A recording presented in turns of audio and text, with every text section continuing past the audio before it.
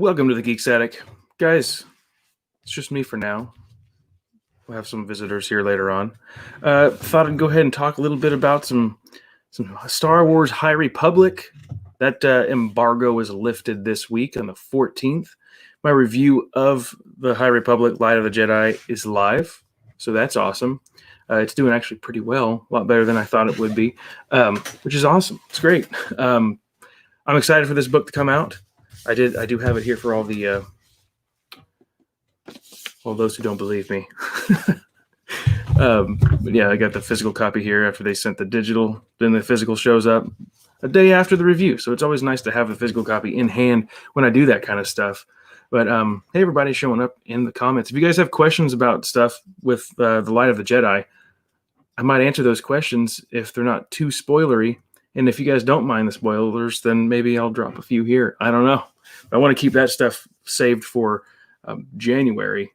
But yeah, we got Quality Autism, Mad Machad, Jeffrey, Rob D. How's it going, everybody? Mad Machad says, General Kenobi. It is the stream. There's two up. Really? Two of them are up. That's odd.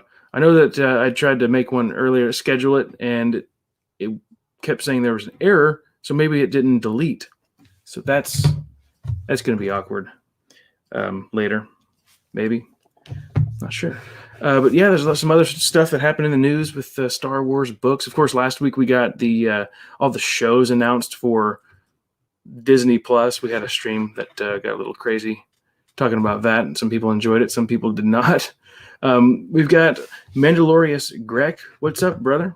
In your opinion, how does Light of the Jedi add up when compared to the Bantam era books and Legends? Well, see, that's the thing is, like, I don't remember a lot of the stuff that I did read in the Legends. I know a lot of the stuff was really tacky and cheesy, but the Light of the Jedi was pretty good. I mean, I was actually really surprised at how well Charles Soule wrote the characters, especially the villains. I mean, he wrote some villains that are going to be remembered, honestly. I think they teased it a little inappropriately when they kept saying, oh, it's the thing that the Jedi fear or something like that. But that's not really the case, at least not until... Actually, never. They're not like this. There's not this huge fearful thing that the Jedi have throughout the entire book. That's just a weird thing. Obsidian 53B says, does the book end on a cliffhanger? Yes, but we don't have to wait too long to get the second book because I believe that one releases in June. I could be wrong about that one. I could open up my Twitter here and see exactly when. The second book is going to be written by Cavan Scott, which is exciting. I think he's written a bunch of like youth books, like the young reader books, and a bunch of comics, I believe. I could be wrong about the comics, but I know that he did do young reader books. I have some of them. They're not up here. They're on a little bookshelf somewhere else in the house. But the Wild Space series for kids, I was reading that for a while. I got like 4 books in before I thought, you know what, I'm wasting my time with the little kiddie books, so I'm not going to read those anymore. So I abandoned reading that series. Just started focusing on the adult and YA novels. Do we visit Coruscant in Light of the Jedi? Yes, we do. Which, that's the one issue that I really do have with the book. I mean, I don't know. This really wouldn't be getting on spoiler territory, but it was mentioned in Shadowfall, and Alexander Freed. It's the book 2 of the Alphabet Squadron series. They mentioned the planet Troith, which apparently centuries ago, Troith was supposed to be the head of galactic politics. It was the biggest city before everybody started leaving to go to places like Coruscant. Troith wasn't mentioned in this book, so I don't know if it was forgotten or if that's supposed to take, like, all that happened even further back than the High Republic era, but I'm pretty sure Shadowfall says few centuries ago, before the Galactic Civil War, which isn't the Galactic Civil War, the Empire versus the Republic, right? Before the Skywalker saga. So that's a little confusing right there. So I don't know if that was a contradiction, not a contradiction, but a just inconsistency with, canon stuff. Because there is mention of like a millennia ago, something happened on Coruscant, which just still that doesn't play right for me in the timeline if you count Troith in there. So I don't know, might have been forgotten. I tried to ask some people in the office there, hey, what about Troith? But I didn't want to mention it on Twitter because I don't want to mess things up for people, spoil stuff. But I mean, that was a little concern that I had of not seeing Troith anywhere. I was really excited thinking that we were going to read about that, but we didn't. A small time. Hello, everyone. I know there was concern about one of the main characters being too perfect to be believable. Is that the case? Actually, no. All the characters were written extremely well. There's, I'm going to guess, small time, that you're talking about Avar Kriss, which is this lady right here on the cover. And then over here, I don't know if they've released all the knowledge. I know that on StarWars.com they have released some things with like character concepts and all that stuff. But this is a Padawan. He's really cool. Okay, Burryaga was his name. We have Avar Kriss and an Elzar Mann, which is my favorite character. And then back here we have Loden Greatstorm. So Loden Greatstorm, the Twi'lek. And then you got, of course, Burryaga is the Wookiee, and then the two human Jedi on the cover there. But there's a whole bunch of characters. And, so they say with authors like, oh, they're afraid to kill their darlings or whatever. Charles Soule does that. There's characters that you'll start to like, and then they're gone. And that's what's cool about, I like the unpredictability with that sort of thing. That's really cool.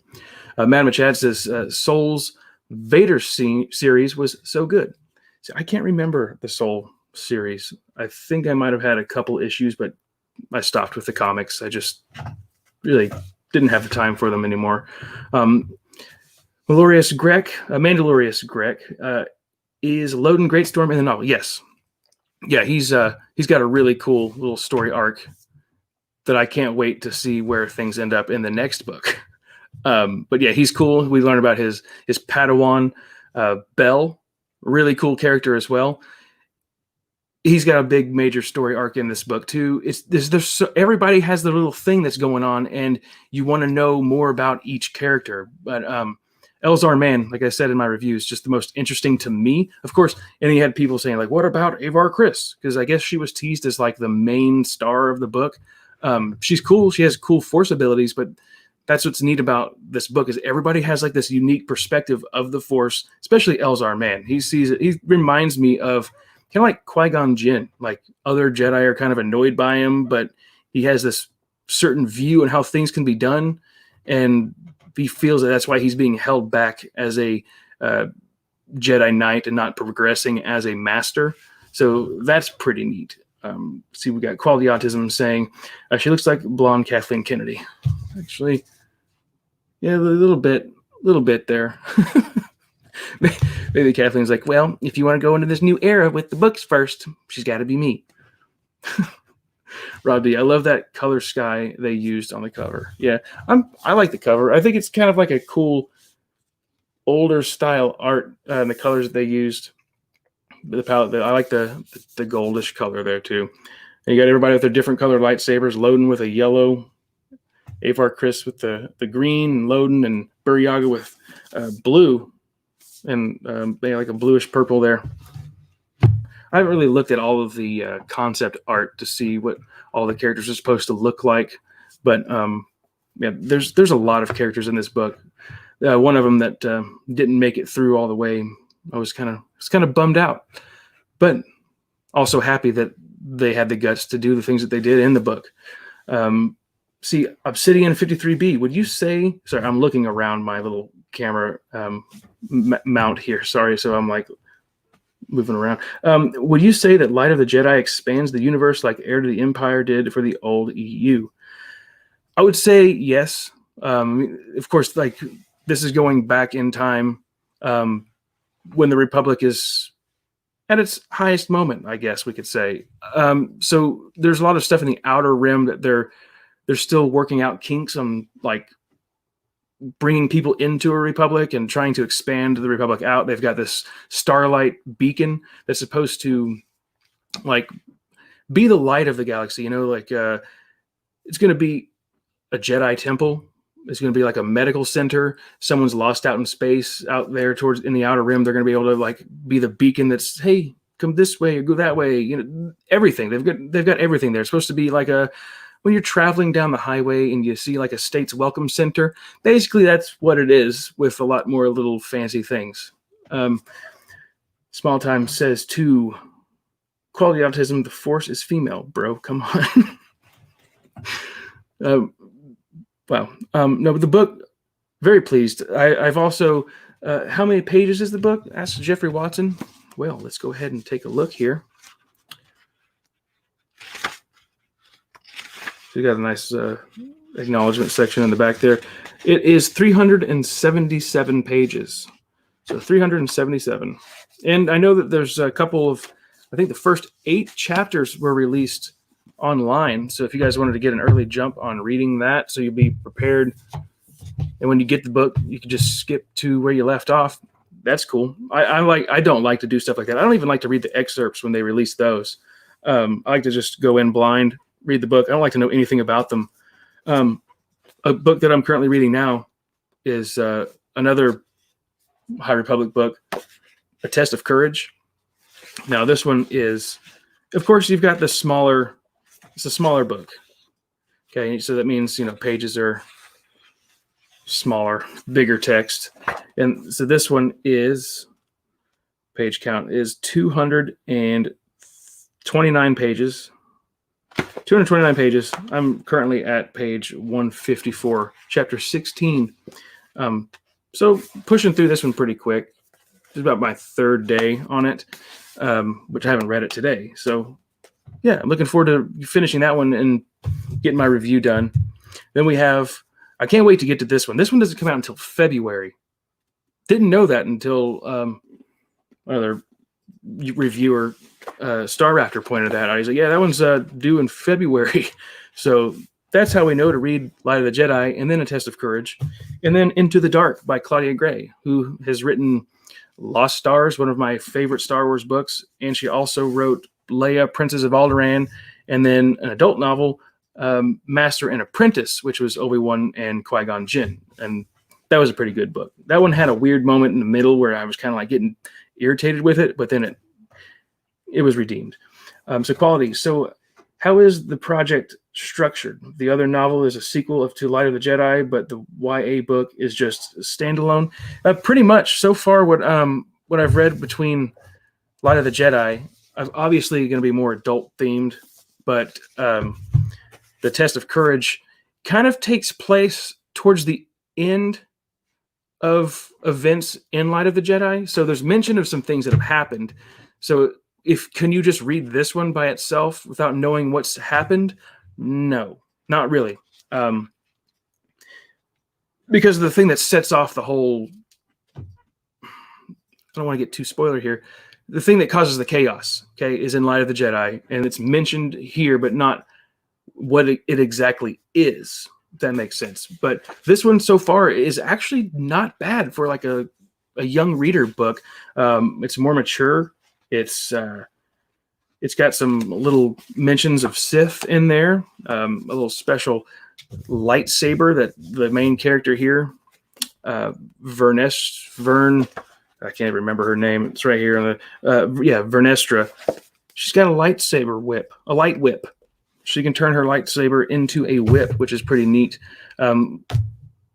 Cool story so far. But, with me, a lot of the young books like that are kind of tedious, and I can't explain why I feel that way. There's just something about them that's little weird for me. But I think if you want to soak in everything High Republic, then it's something that you could and should read. But I don't know anything about Into the Dark just yet. So once I finish A Test of Courage, which is by Justina Ireland, I will dive into this one because I liked Claudia Gray. I mean, this text actually looks a little bit larger too with the smaller paper. So That might be pretty quick. This one's thick, though, and this one is over 400 pages. We're looking at 423 pages.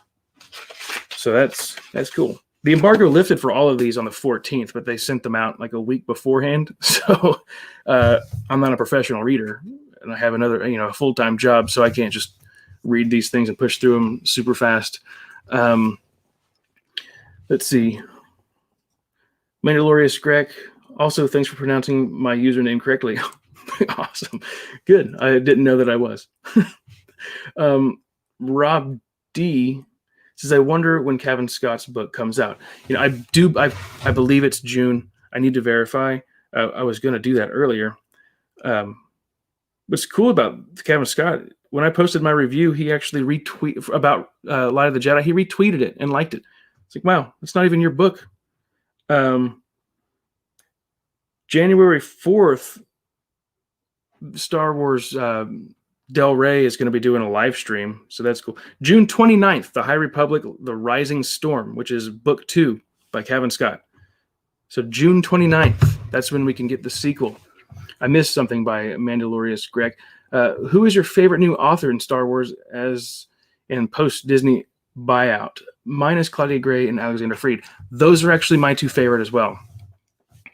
Claudia Gray, like I said, wrote Lost Stars, which is my favorite, and then Alexander Freed does an excellent job writing character in his books. I wasn't a big fan of Alphabet Squadron, but the sequel, Shadowfall, I really did enjoy that one so much better. And I couldn't get enough of that. And Twilight Company, of course, I'm pointing at my books up there. Twilight Company was awesome. And he also did another good one, the Rogue One novelization.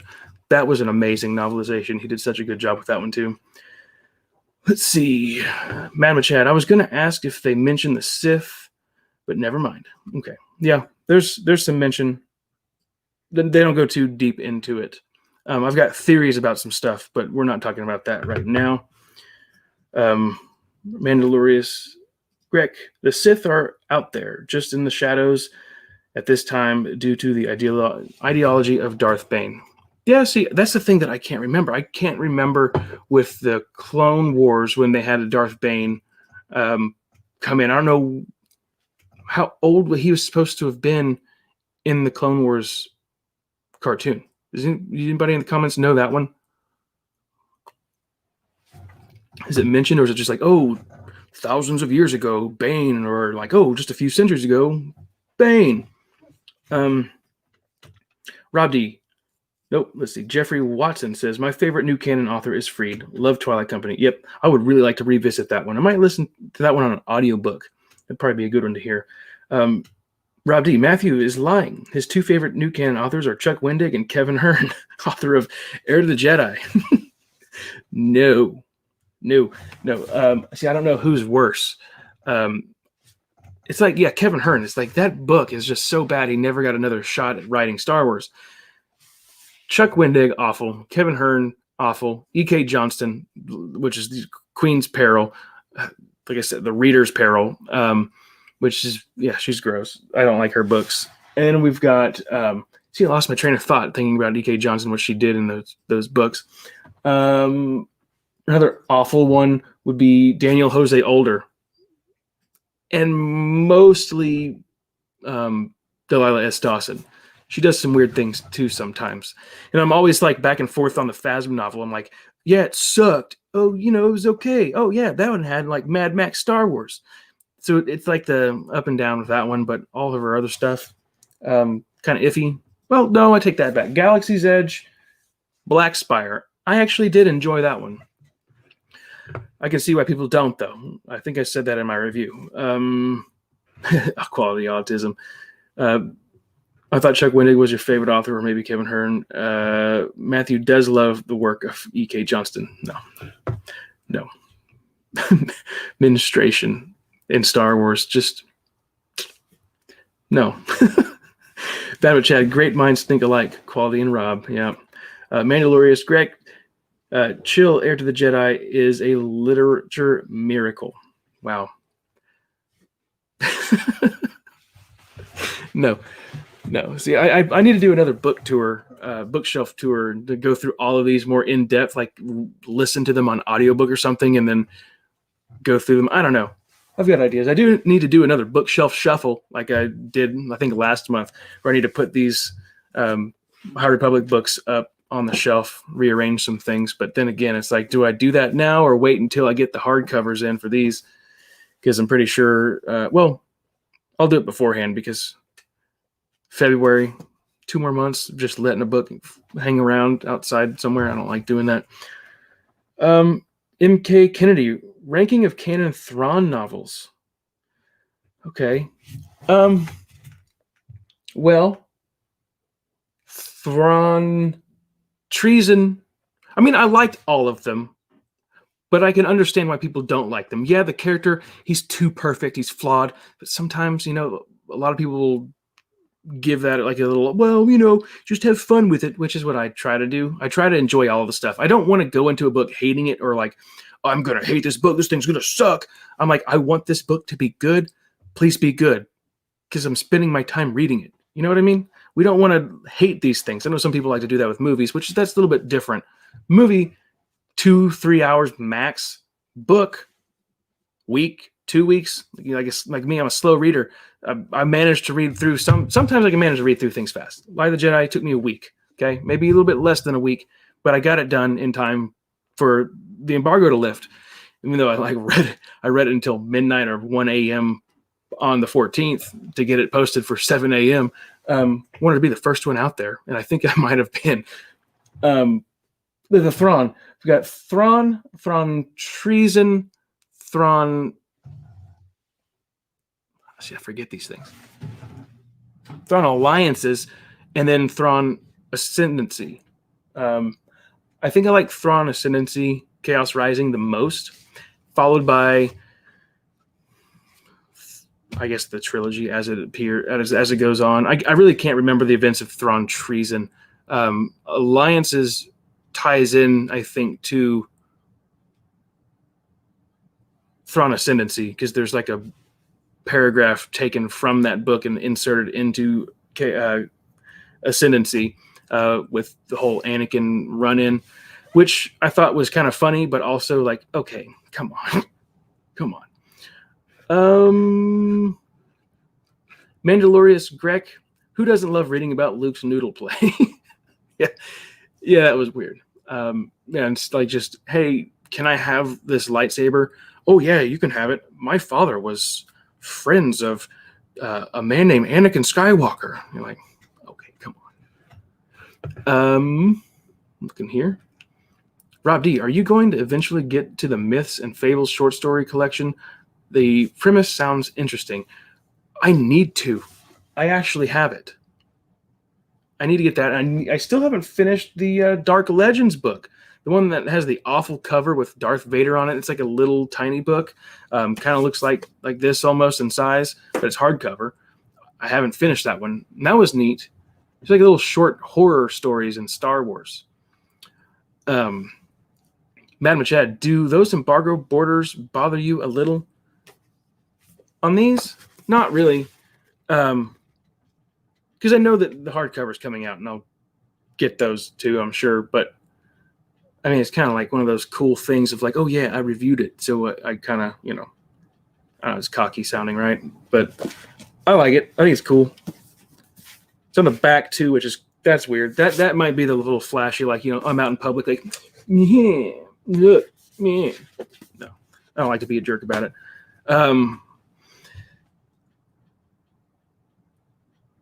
Small time.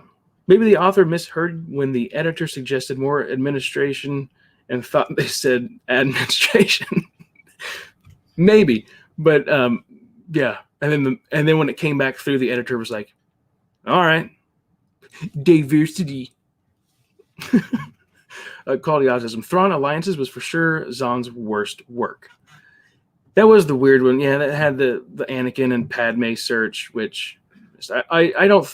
With Padme, I don't think a single author has been able to write that character good. No justice has been served for Padme. Poor Padme. Nobody can do it right. They just can't. In my opinion. Of course, everybody's got their own opinion. I'm just saying, I don't think any author has been able to do it. Leia, I thought, was written very well by Claudia Gray. So it's like even a woman perspective can't write a woman character. So I don't know what other examples there are with Padme in the novel, but definitely not E.K. Johnston. That's for sure. Mandalorius Greg, after reading The Light of the Jedi, how would you feel about a movie set in this time period? Honestly, a movie? I don't know. Maybe a show. I've been like really happy with Mandalorian. I think they're doing pretty good. Of course, we all know my opinion, or most of us know my opinion with the whole Ahsoka thing. Like, I find her a little bit annoying, takes away from the characters' relationship stuff, whatever. I still love The Mandalorian. I think this would be cool as a show. Like, each week we get some cool little new thing that happens in this time period, which I guess they're going to be doing that with the Acolyte. But I think that one takes place, it says at the end of the High Republic. So maybe, I don't know, maybe they'll mention High Republic in that and say, oh, High Republic's dead now because we're on a low because of Sith returning or something. But I think something visual would be cool. Sure, give us a movie. I don't know what the movie would be about. I don't think I would want this adapted into a film. That could be weird. But maybe if they did an Old Republic film, maybe bring in some stuff with Darth Bane. Actually, make a Darth Bane trilogy. That'd be cool. Go with you got the Old Republic books up here, the Legends. That I don't think nothing in Star Wars with character development has topped Bane, in my opinion. The writer Drew Karpyshyn, however you want to say it. Best character development that I've ever read in Star Wars. If you have not read the Bane trilogy, do so. Might end a little weak in book 3, but throughout the whole thing, incredible. Book 2, worst cover. Well, maybe not the worst ever, but one of the worst covers that you'll ever see on the Star Wars Legends books. Let's see here. Quality Autism says, Light of the Jedi only took me a week, yet the approaching storm still isn't finished. It's almost been a year. Sorry, Legends fans. I'll get back to it, I promise. Quality Autism, except maybe Matthew Stover in his Revenge of the Sith novelization. I forgot what we were talking about for that to be brought up. Jeffrey Watson, if I'm remembering right, Matthew Stover did pretty good with Padme. Oh, okay, yeah, the Padme situation. Okay. Yeah, which I keep hearing Revenge of the Sith novelization is really, really good. Rob D says, I would honestly want a new Starfighter Rogue Squadron type of game in High Republic era. Their Starfighters look cool. I didn't even know they had, I guess they have concept art of the ships with Light of the Jedi. I mean, that'd be cool if they came out with a source book. They need to do that with all the, well, I guess they're going to have comic books. So the comic book art has probably been released already. I know the Jedi fly ships called Vectors. Those are pretty, they sound neat. They sound cool. Small Time The Rock would be a good Bane. Yeah. I don't really know of any other actors that are that big that, yeah. I agree. Man Machad, the Bane trilogy is Star Wars literature at its peak for me. Yes, it's very good. I would like to read it. It's like I told my dad, I was like, hey, would you read this, please? And he's like, Star Wars? Okay. He read it and he was like, okay, you got more of these? I was like, yes, I do. But I still haven't taken him the second book. Obsidian 53B, could they make a KOTOR-like game based on the Light of the Jedi, or at least this area? Yes. I've never played the game, but I've heard little bits about it. I think you could definitely do something to dive into this world, and it would be awesome. Because we've got new planets in the book. Like I said, Starlight Beacon. They want to do more Starlight Beacons and kind of like have like a, just things out in different directions so people can have that little, like an embassy. That's the word I was looking for earlier. So it's like an embassy of the New Republic in other zones. Mandalorius Greg, I agree with Plague. I agree as well as Plagueis. Yes, Plagueis is good too. Sadly, I've read that one twice and need to read it a third time because I can't remember a single thing about it. I don't know what it is about that book that's just not sticking in my head. Rob D. Plagueis is definitely my all-time favorite. Yeah. Rob D. That was Jeffrey that said that. Rob D says, are you into Mass Effect, the video game series? Drew Carpathian wrote the Mass Effect novels. I have not, but now knowing that he wrote the novels, if I can find one of those, I might pick it up and read it, because unless you have to know the game to be in order to read the novel. See, Quality Autism. Rob D., as did William C. Ditz, he wrote a Mass Effect book and has also written the Dark Force novellas. Okay. I need to get some more of his books. Drew Carpathian. I don't know who William C. Ditz is. M.K. Kennedy. Bane Trilogy and Plagueis are too good. They can't be rewritten in canon. Maybe a rated R series based on it. Yeah. I mean, they won't do an R, but a darker PG-13, definitely. They definitely need to do that. It's like, this is what I love about Darth Bane, is it's the tragedy, you know? Let me think that Bane is he's the ultimate villain. He's so dark and gets away with everything. No, he had some serious drama going on in his life and just kind of fell into things when he definitely shouldn't have. That's what I love about it. I like a good tragedy.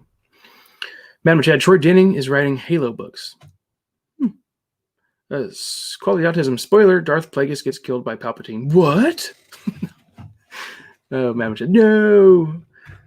Madam Chad. Quality. Yeah.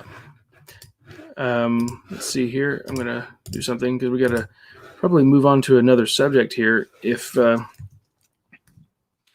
I'm sending something out real quick, guys, and I failed to have my mail open. And I had StarWars.com open to kind of go through and see what they actually had with the High Republic era, but I think I'll pass on that. Maybe for another video or something when we get closer to, the official release of Light of the Jedi. Sending an email. Let's see what you guys are saying. Rob D says, Starlight Beacon needs to be attacked as soon as they open it. It would make for a great plot and action scenes. Yeah. Yeah. We'll see. We'll see what happens. Looking forward to book 2.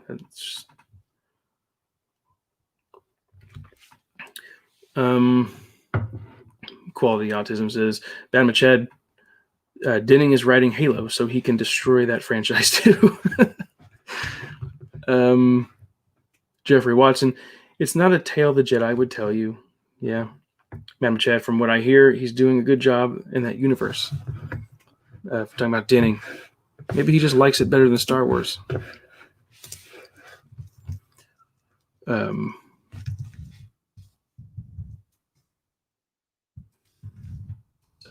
I'm doing another email thing.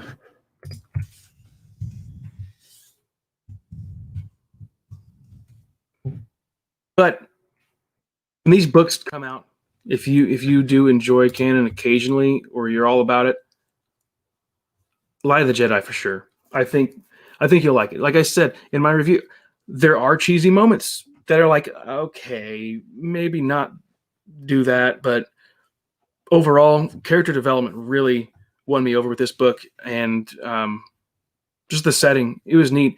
There are little cool, well, I don't want to say it. Never mind. There's just cool things in it that didn't really expect to find in the book, and I'm happy about it.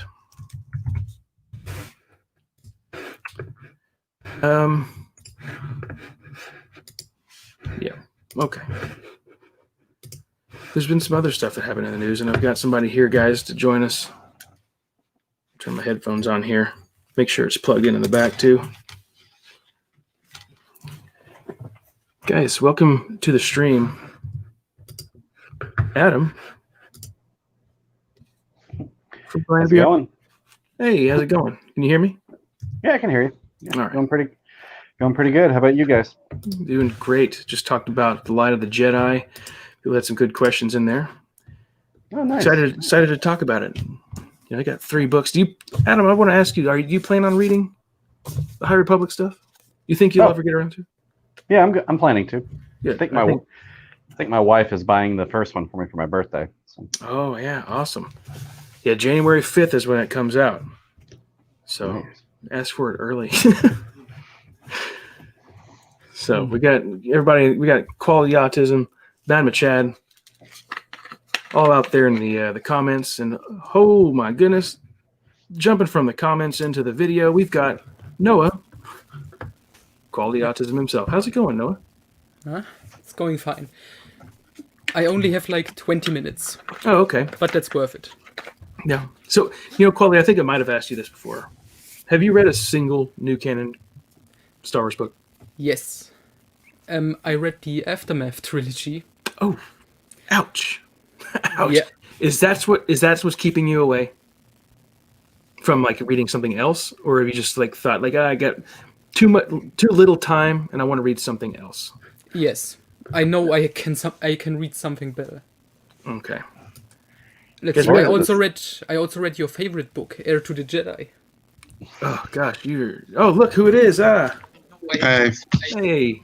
So I'm using my laptop because I moved recently and haven't unpacked that. Okay. Well, hey, thanks for being here. I do recommend, like I said earlier, guys, Light of the Jedi, give it a shot. It's a new era. Get away from all the stink of the stuff that we got right now. This canon that does nothing for anybody. Yeah, do it. Do it. So getting away from that, guys, the sad news 3 weeks ago, and then more sad news today. Yes, Jeremy Bulloch, the guy who played Boba Fett in the original trilogy, passed away. I don't know if you heard about that. I'm sure Quality, you probably heard about that before anybody else did. Oh. Closer to that time zone, maybe. Yeah, I mean, I just woke up and that was the first thing I heard. Oh yeah, that's right. Oh, wow. You've been sleeping all day, all night. Day for me. But yeah, he had some complications with Parkinson's disease, and he was 75 years old. Oh man. So yeah, sad. I actually I didn't know this. I looked this up. He was actually in Revenge of the Sith. Really? Yeah, he played a pilot. I think it was a cameo appearance. And but he's no good to me. Did. Yeah. Oh, and he was also in one of the James Bond films. He was an Octopussy. I do know that. So. Yeah, I know he was. I saw he was a cameo in Doctor Who. I've never watched the show, but I know a lot of people really like it. Yeah, I do too. I haven't seen him. I've seen like probably a little bit of one episode, but then I'm just like, not for me. But yeah, it is crazy. I mean, and recently we lost the actor that played Vader in the suit. And yep, David Prowse. Yeah, I was just like, I don't know why his name escaped me from it. I'm just like, yeah. Yeah. And I'm terrible with names, so. So am I. When you started talking about it, I was like, because I mentioned like, yeah, we lost somebody about 3 weeks ago. Then his name left my brain too. But yeah, I think was he German? David Jeremy Bulloch? No, David Prowse. Or is he Russian so. or something? Ukrainian, maybe? I don't know. But yeah, all these original trilogy folks are moving on.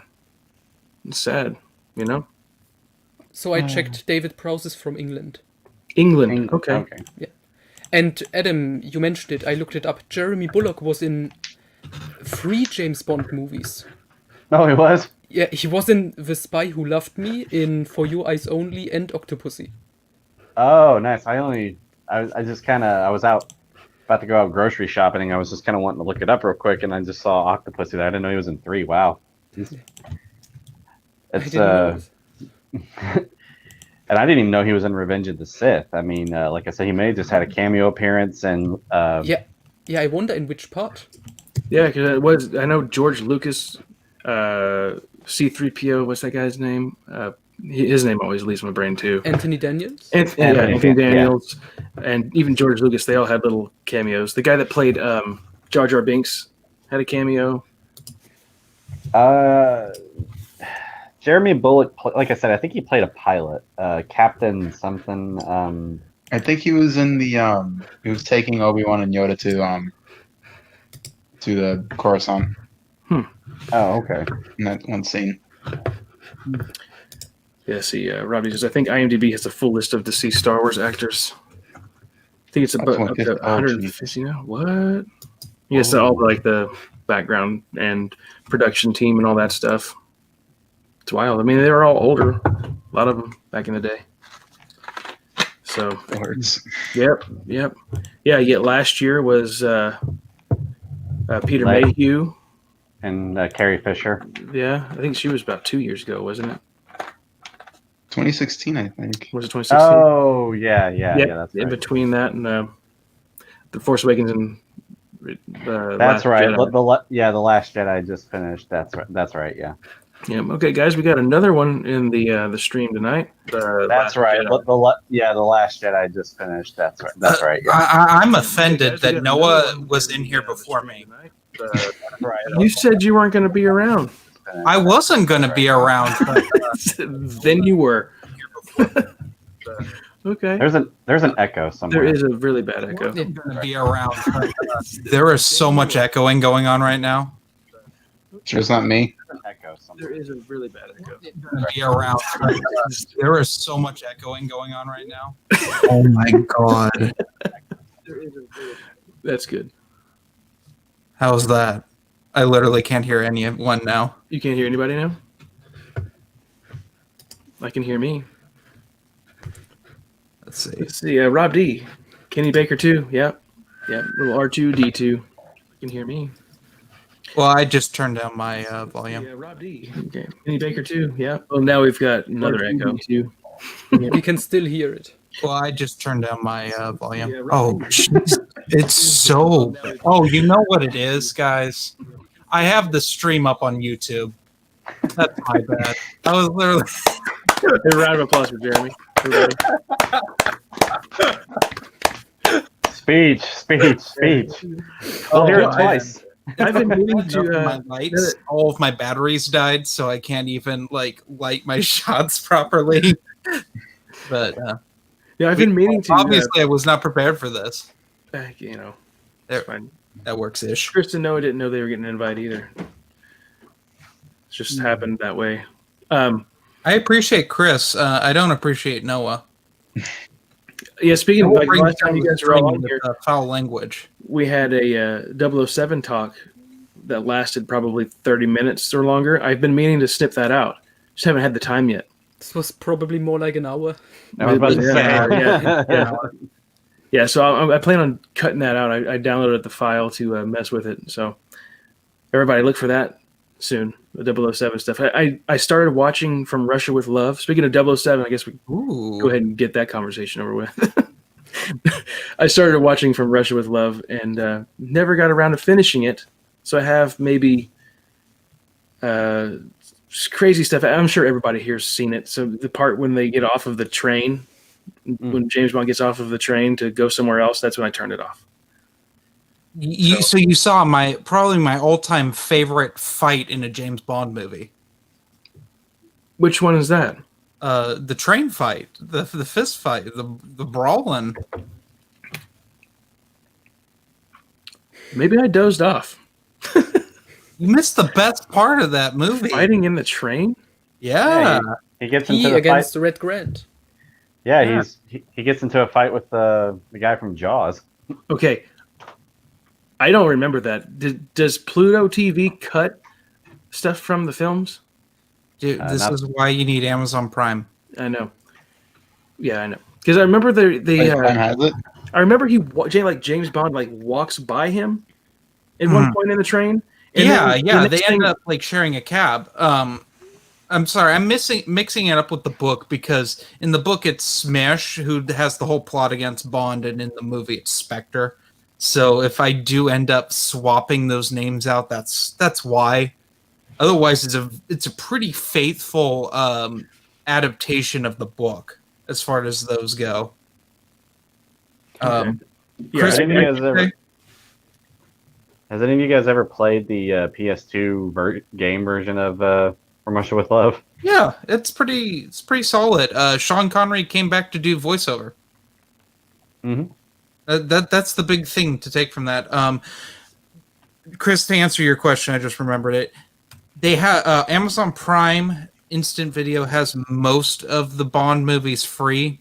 It doesn't have Doctor No. I know that, so I went to watch it because I did a double feature. Not, I think it was 2 weekends ago. Noah, I told you I was doing it. I watched Dalton's both his films for my 2 favorite Bond films. Gotcha. My favorite Bond vehicle. Does anybody else notice Noah's camera's kind of flickering? No, that's you. No, it's me. Yeah, I don't see anybody flickering. It's your cursed internet, Adam. You still Like need you to got guide the stream. gremlins in your internet. Yeah, oh yeah. Speaking of that, Oh, speaking of a cursed book. I'm on chapter 14. I'm on chapter 7. Me too. Guys, wait till just chapter. What did I tell you guys? Chapter 11 is the best. Telling you. Oh, I think I know what you're talking about because I've skipped ahead. There's an interesting chapter that I wondered, like, what even? And it wasn't just chapter 1 because I thought that immediately. Chapter 11's awesome. It's Chapter gonna probably 2 be your favorite. that should have been cut from the book. Which chapter? 1? 2. Chapter 2? There's a lot of weird stuff I can't wait to talk about, which is going to be in 2 weeks. Well, almost 1.5 weeks, really. Yeah, I'm trying to do 100 pages a day, so I'll be done with it by Sunday. Yeah. And then I can move on to other things. Yeah. So Other I'm Star Wars things. Yeah, when I finish this one, which should be really soon because it's such a small book, I'll be finishing up Gremlins.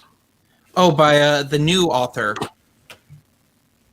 What's her name? This is Justina Ireland. You were getting her mixed up on our Marco Polo with E.K. Johnston, which is Yeah. a disservice to Miss Ireland. I know, I felt so bad. Yeah, Justina Ireland did mixed up with that. She did some other like junior novels, but I don't remember which ones they were. Oh, did she do like the really young reader? Not the really young, but it's below YA. It's like those Elementary school. Journey to books.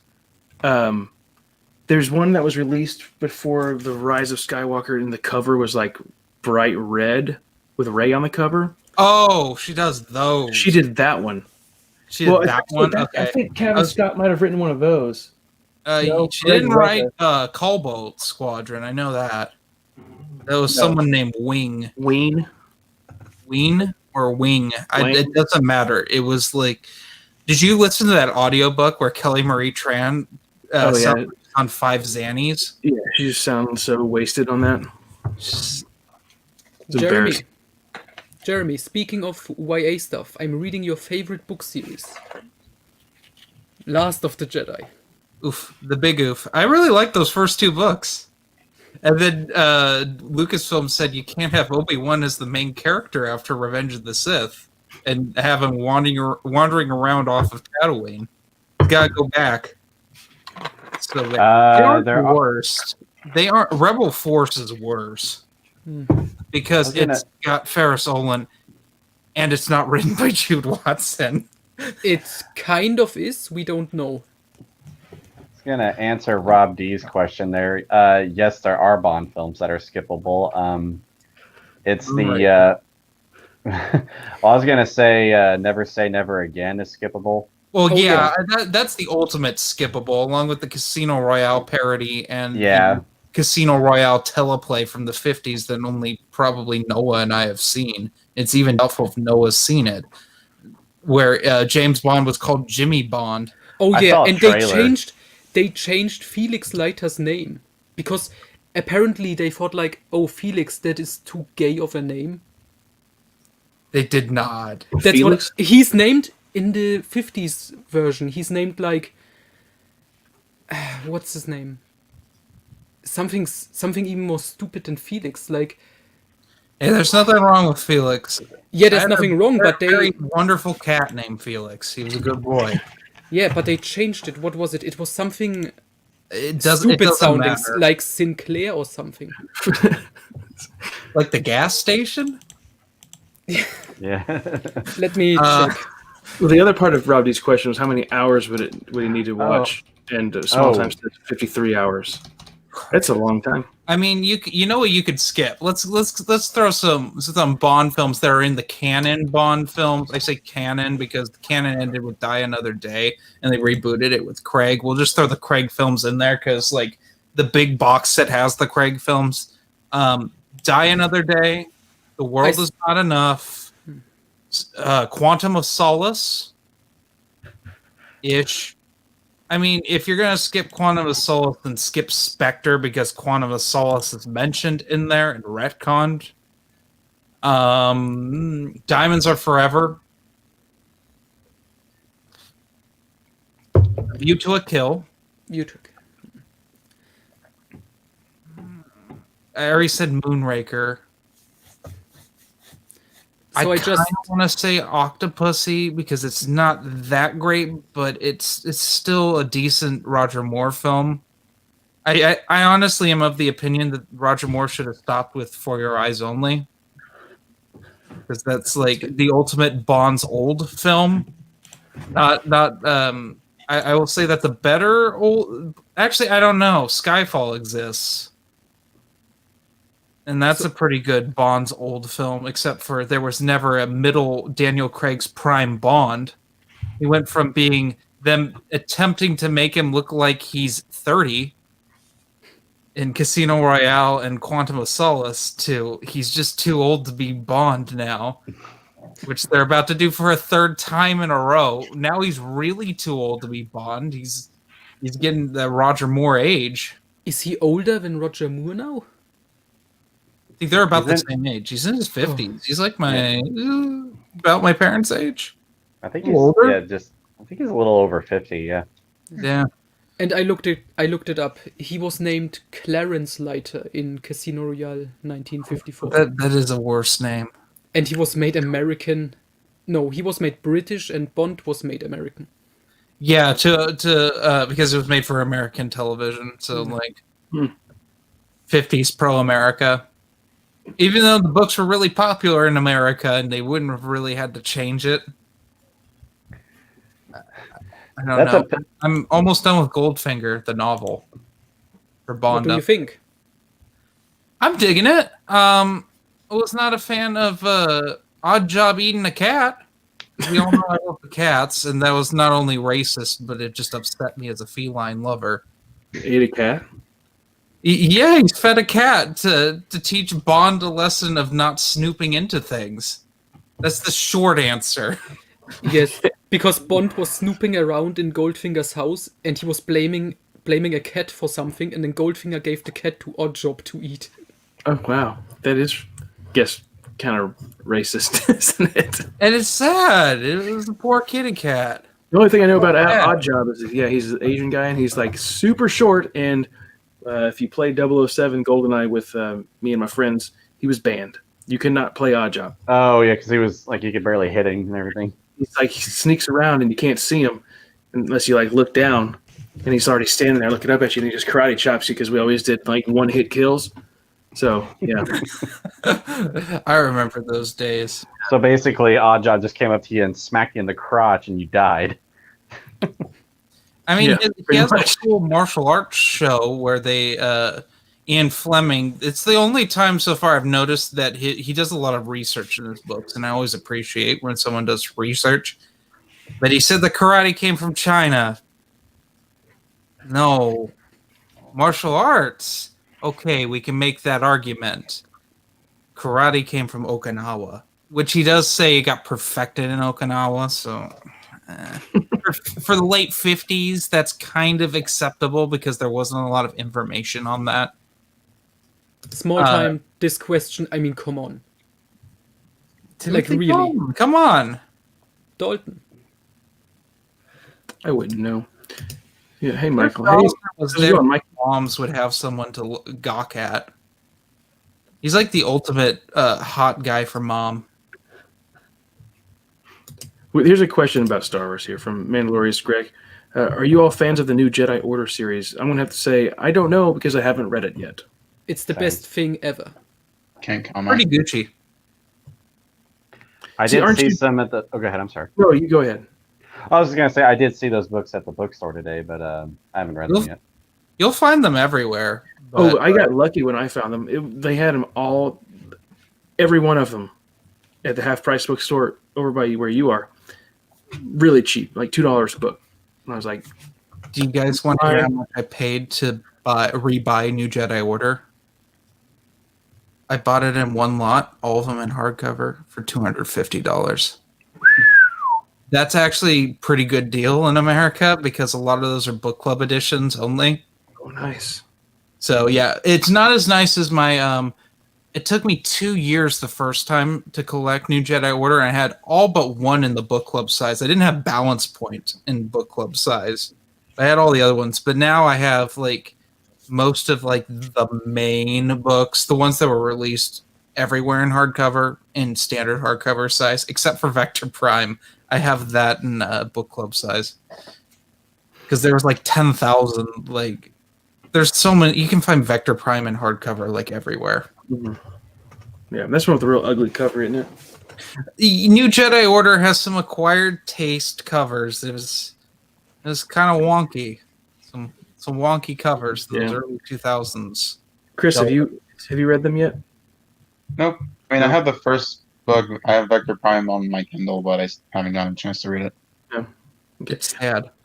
They don't have those available in audiobook format, do they? Abridged. Uh, Basically means no. Terribly abridged. Gosh. They're all just assume any Star Wars book that says abridged on it is horribly abridged. Yeah. It'll save you time and money. Rob D, that's a great deal considering Junior Jedi Knights, a 6-book paperback series, also goes for $250. That's cheap for Junior Jedi Knights. I'm just gonna put that out there. I'm missing 2 of them, and it's a pain. It is always a pain to find Junior Jedi Knights, and all of Galaxy of Fear is also a pain. I have a Galaxy of Fear book. I think I showed you, Jeremy, didn't I? It's like a special. It says on the cover like special limited edition. But they weren't. They At the weren't. time. Those are the easier ones to find. You have like book 1 or 2 that have the foil covers. You know, there's one book, expanded universe book, that's been actually hard to find. I did find it. There was only one cover of or a copy of it, and I actually sent it to Jeremy because he was looking for it. It was Riptide. Yeah, for some reason, Crosscurrent and Riptide have gone out of print. But I found it at Barnes and Noble, and I'm just like, oh, hey, Jeremy's been looking for this, so I just. So I Thank sent. you. Oh yeah, you're welcome. I've been Yeah. having a hell of a time finding Crosscurrent and Riptide at a decent price. So yeah, that was cool, and it's new, even better. Yeah, I used to see them all the time, like Riptide at least. But like most of the times wherever I saw now, it's like digital.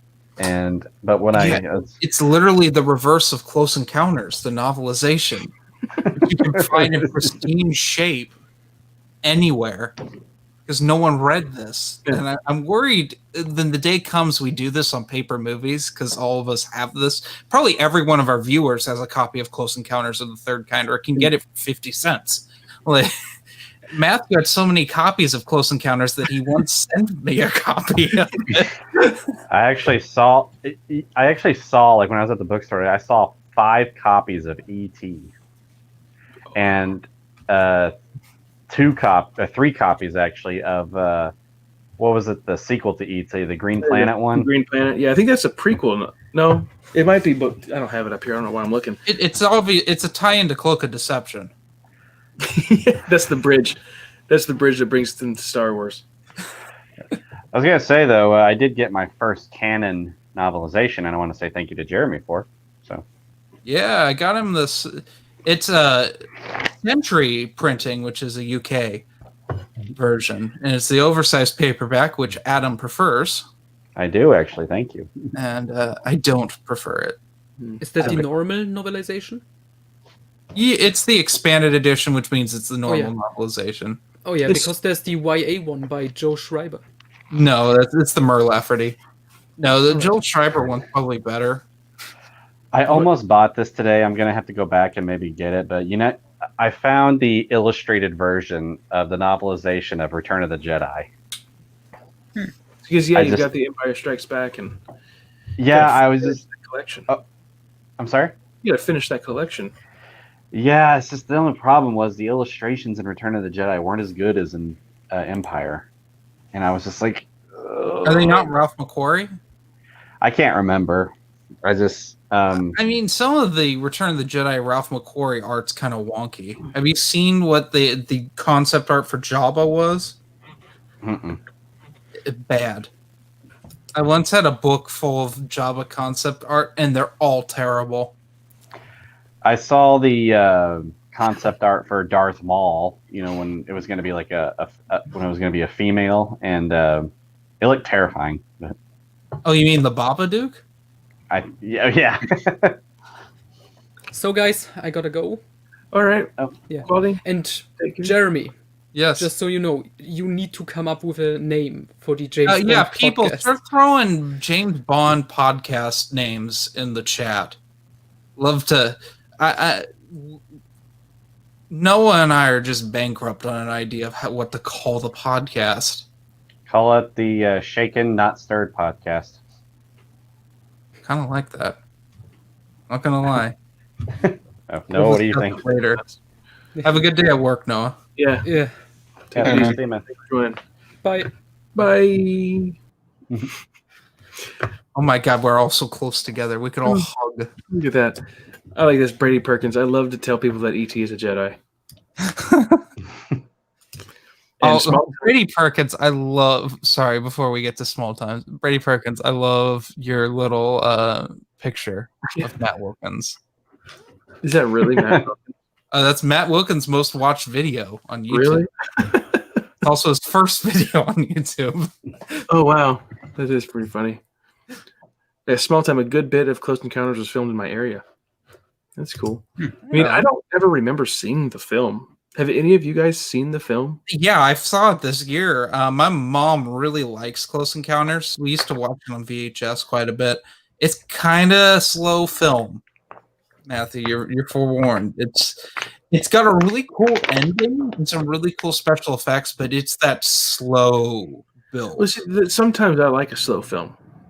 Yeah, I mean, it's not 2001: A Space Odyssey slow, where walking backwards would be faster, but it's slow. It's a slow burn sci-fi, but know what it's is- Spielberg okay. and it's got the Spielberg charm. You know what is really annoying when it comes to novelization hunting? Like, whenever I see, Matthew has Mars Attacks and Darkman. I saw 2 books that had those titles. I'm like, ooh, and I was about to grab them, but then they were like sequels. And I'm just like, ugh. I have a sequel to Blade Runner called Edge of Humanity. It's by J.W. Jeter, or K.W. Jeter, who did the Bounty Hunter Bounty Wars. Hunter Wars trilogy. Apparently, that person did 3 sequels to Blade Runner, and no one talks about them. So I'm assuming they're really awful. Probably so.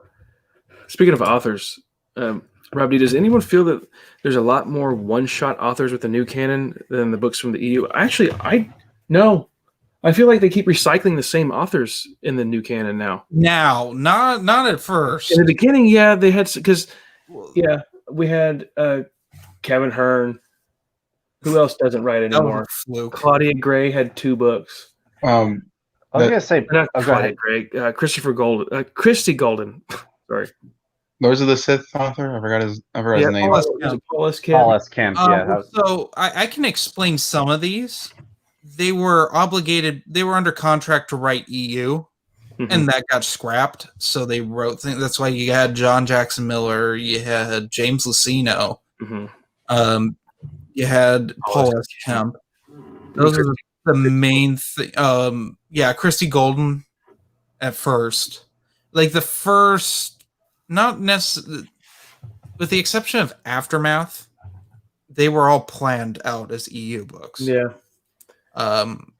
Maybe not Dark Disciple. It could have just been Christy Golden was under contract to write something, And I've always assumed it was Sword of the Jedi, and she ended up writing Dark Disciple because we all know Sword of the Jedi was coming, and she was going to write it.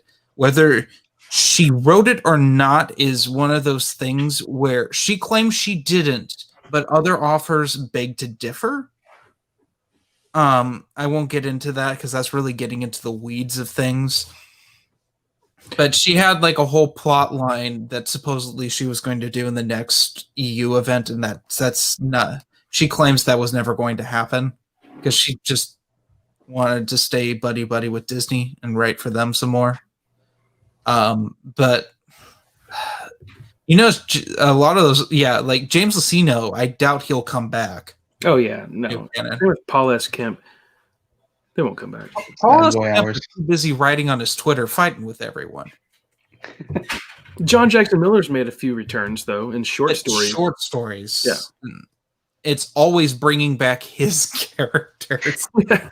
Yeah. It's the but most of Benede is technically an Archie Goodwin character, but he made the distinction that because Archie Goodwin called him Jabba the Hutt, he's basically Jabba's accountant that sometimes goes by Jabba the Hutt, so Jabba doesn't have to leave the palace. But yeah, he shows up in what was the Canto Bites? The Canto Bite book. That was a weird one. Yeah, the waste of paper that was Canto Bite. I don't know why it was written. Just because it was supposed to be like, oh, it's the new cool place. It was like Tales of the Mos Eisley Cantina, but for bad stories. Yeah, the one of like the best one in there was the guy that wins a vacation, but that was so sad and depressing though too because nobody liked him. So he's just like, yeah, sure, you can have this vacation day, and it was like all ruined. The whole thing was ruined. But I don't want to talk about Canto Bite. It sucked. I was going to say like Skywalker, and from a certain point of view, it was the year they just released a bunch of books of short stories. They need to stop that. I hate those. I do too, but I mean the EU did it fine most of the time. It's just lazy. What were you gonna say, Adam? Oh, I was gonna say like Jeremy kind of touched on it. I was just like, is that book Canto Bite like relevant at all to anything, or is it just like hey, let's just write it. Their background characters supposedly in Last Jedi for a couple of frames. It was just one of those journey to just a promotional tool. It was really. They were banking on Phasma being good, so you wouldn't have to worry about the rest of these, but Phasma wasn't good. Yeah. I mean, the fastest way they could probably write a book, too, is like, oh, guys, we need short stories from 4 or 5 authors. Give us something to make a book. Or another option could have been, they said, John Jackson Miller, come write another novel. And he said, no. Yeah. I'll do you a short story. He's kind of a polite guy. And he's like, I'll write you a short story. Because I'm already writing you one from a certain point of view. I might as well write another one. Because from a certain point of view, had a Yark, who was the main Tusken Raider. Kenobi. Right there, I think. Is that Kenobi? Yes, because Kenobi has the high ground. Yep. That's right. We can see we got some other things up here. A little bit late on this one. Mandalorian Greg. Also, good morning from my German friend from Athens. Nice. Shaken, not turd. No. Mikey's excited about some 007 talk. Brady says, thanks, guys. Mandalorian Greg. Good morning, Noah from Athens. Oh, yeah. Wonder if this is on delay. Chris, what is your opinion on the sequel trilogy? Now, say it. No, I'm just kidding. Gee, thanks for putting me this spot like that. I'm sorry. I'm just kidding. Those films. I enjoy Force Awakens, and I'm kind of indifferent on Last Jedi, and I hate Rise of Skywalker. You hate it, you say? Yeah, I hate it. Hey, me too. I Disappointment. didn't consider it a film. I spent a good chunk of the movie covering my face because I was so embarrassed that I was in I was there. just slouching down in the chair. I was sitting there in my reclining chair, this really nice theater that's now shut down because of government. watching it, and I'm like, please be good. It's like, you watch a film and you're nervous the entire time. Mhm. There's no way to watch a film when you're like loaded with anxiety and just like, don't say something stupid. Please be cool. Please be cool. Kylo Ren slashing people in the beginning. Mustafar. And I'm reminded of this because Jeremy, you just did your review. Oh on the yeah, Rise of when we Skywalker. didn't know even what planet they were on. Yeah, you find that out in the novelization or in like the making of book, like the source book stuff. You're like, oh yeah, on Mustafar. You're like, there's trees on Mustafar now. They kind of explained it with the Darth Vader VR game from a few months Oh ago. yeah, the Did anyone VR. play that? Does anyone own a VR? Does anyone own an Oculus specifically? Oh, Star Raptor, friend of the channel, Stop does. promoting that thing. No one wants to buy an $800 headset so they can wander around like a doofus and bump into their walls. Up into the things in the room. Actually, I take that back. I do actually. I have that lightsaber training game. My mother-in-law got me that for Christmas. That's one year. different. That's like affordable. Yeah. They marketed the heck out of that. I don't remember that. What? Is it fun? I thought it was pretty cool. The only problem was it could heat up your phone pretty quick, and you only get like maybe 20, 30 minutes out of it. And then they say, like, your phone is overheating. Please let it cool down before resuming. And I'm like, oh. I could be like in a fight with Darth Maul, and So what? I thought it hooked to the television. No, I think it hooks to your phone. Ugh. I don't like that. Mandalorian Greg. Respectful analysis. The Force Awakens was okay. The last two. Yeah. Can I think I brought this up the other day. I brought this up to a coworker, and I want to throw it by you guys. I described The Last Jedi as an April Fool's joke. But I'm not sure who the April Fool's joke was for. It's Ryan Johnson made a movie to subvert our expectations. I guess that's what he said. I think he just wanted to troll everyone. I think he was trying to be like, I don't know what to do. You I could don't know about that. Have you ever seen his other films? Are they all like that? Watch Brick. It's not science fiction. His science fiction's trash. Looper's the only one that comes close to what Last Jedi is, and it's trash. it. Brick is like, it sucks. I always feel bad for filmmakers that are like this. When their first film is the best film they've ever made, and they can't top it. M. Night Shyamalan's in the same department with The Sixth Sense. I mean, You can make the argument. I personally think I like it more. And I enjoy Signs, but the rest of them are fecal urgency. It's a shame when you're just your best film is your worst is your first film. Christopher Nolan, in my opinion, is the same way. Memento is art, and so he just tried to rip it off for just. With the exception of The Dark Knight, every single other one of his movies is filmed like Memento, out of order, and it's really obnoxious in Batman Begins. I was gonna say, Jeremy, you can make the argument that like Ryan Johnson, the April Fool's joke was like it's like that. I remember like a clip from SpongeBob where he plays an April Fool's joke on himself, and he says, "Oh, April Fools to me." So, like, I just want to know things with like The Last Jedi, like after the movie, like before the movie even came out. Right? Weren't they saying Ryan Johnson is blowing everybody away? We've got him for a whole trilogy of films coming down the line. Before the movie was even out, and then the movie comes out, and everybody's like, that was the April Fool's joke. Yeah. But it's like everybody's like, dear God, no. Yeah. Please don't. And then I know there's people that still think like, oh, well, they haven't said that he's not doing a trilogy still. I think they would have mentioned that just a couple weeks ago when they gave us this flood of new information. Oh, well, they didn't say he wasn't, so still down the line. How far down the line? They're trying to make people forget, here's the future. Here's so much stuff, and let's not mention Ryan Johnson. I will say this in defense of Last Jedi. It's a hard movie to watch, and some of it's unbearable. but it's not Rise of Skywalker, where just about all of Rise of Skywalker is truly unbearable to watch. There's some interesting ideas. Rey comes from nothing. I think that's the best idea in the film. Like, what's another one? Oh, Luke's characterization's different. I didn't mind that.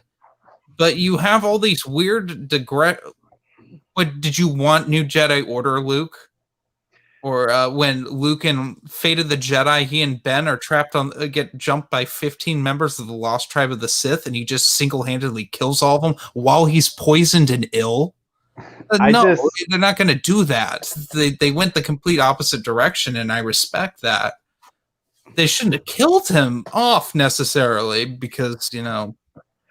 I was just, I kind of agreed with Mark Hamill in his interview. He said, like, yeah, Luke probably would have been upset with that, but not for 8 years. Probably for a couple of months or so. But I don't know. Yeah, well, I mean, he would blame himself, but he would move forward. Right. He wouldn't let it. Would have done that. EU Luke second guesses things, definitely, but doesn't give up. But it was an interesting. It's like Infinities, with the Infinities stories. Oh, Luke missed the torpedo that Luke shot into the Death Star was a dud, and the Death Star destroys Yavin 4. It's things like that. Yeah.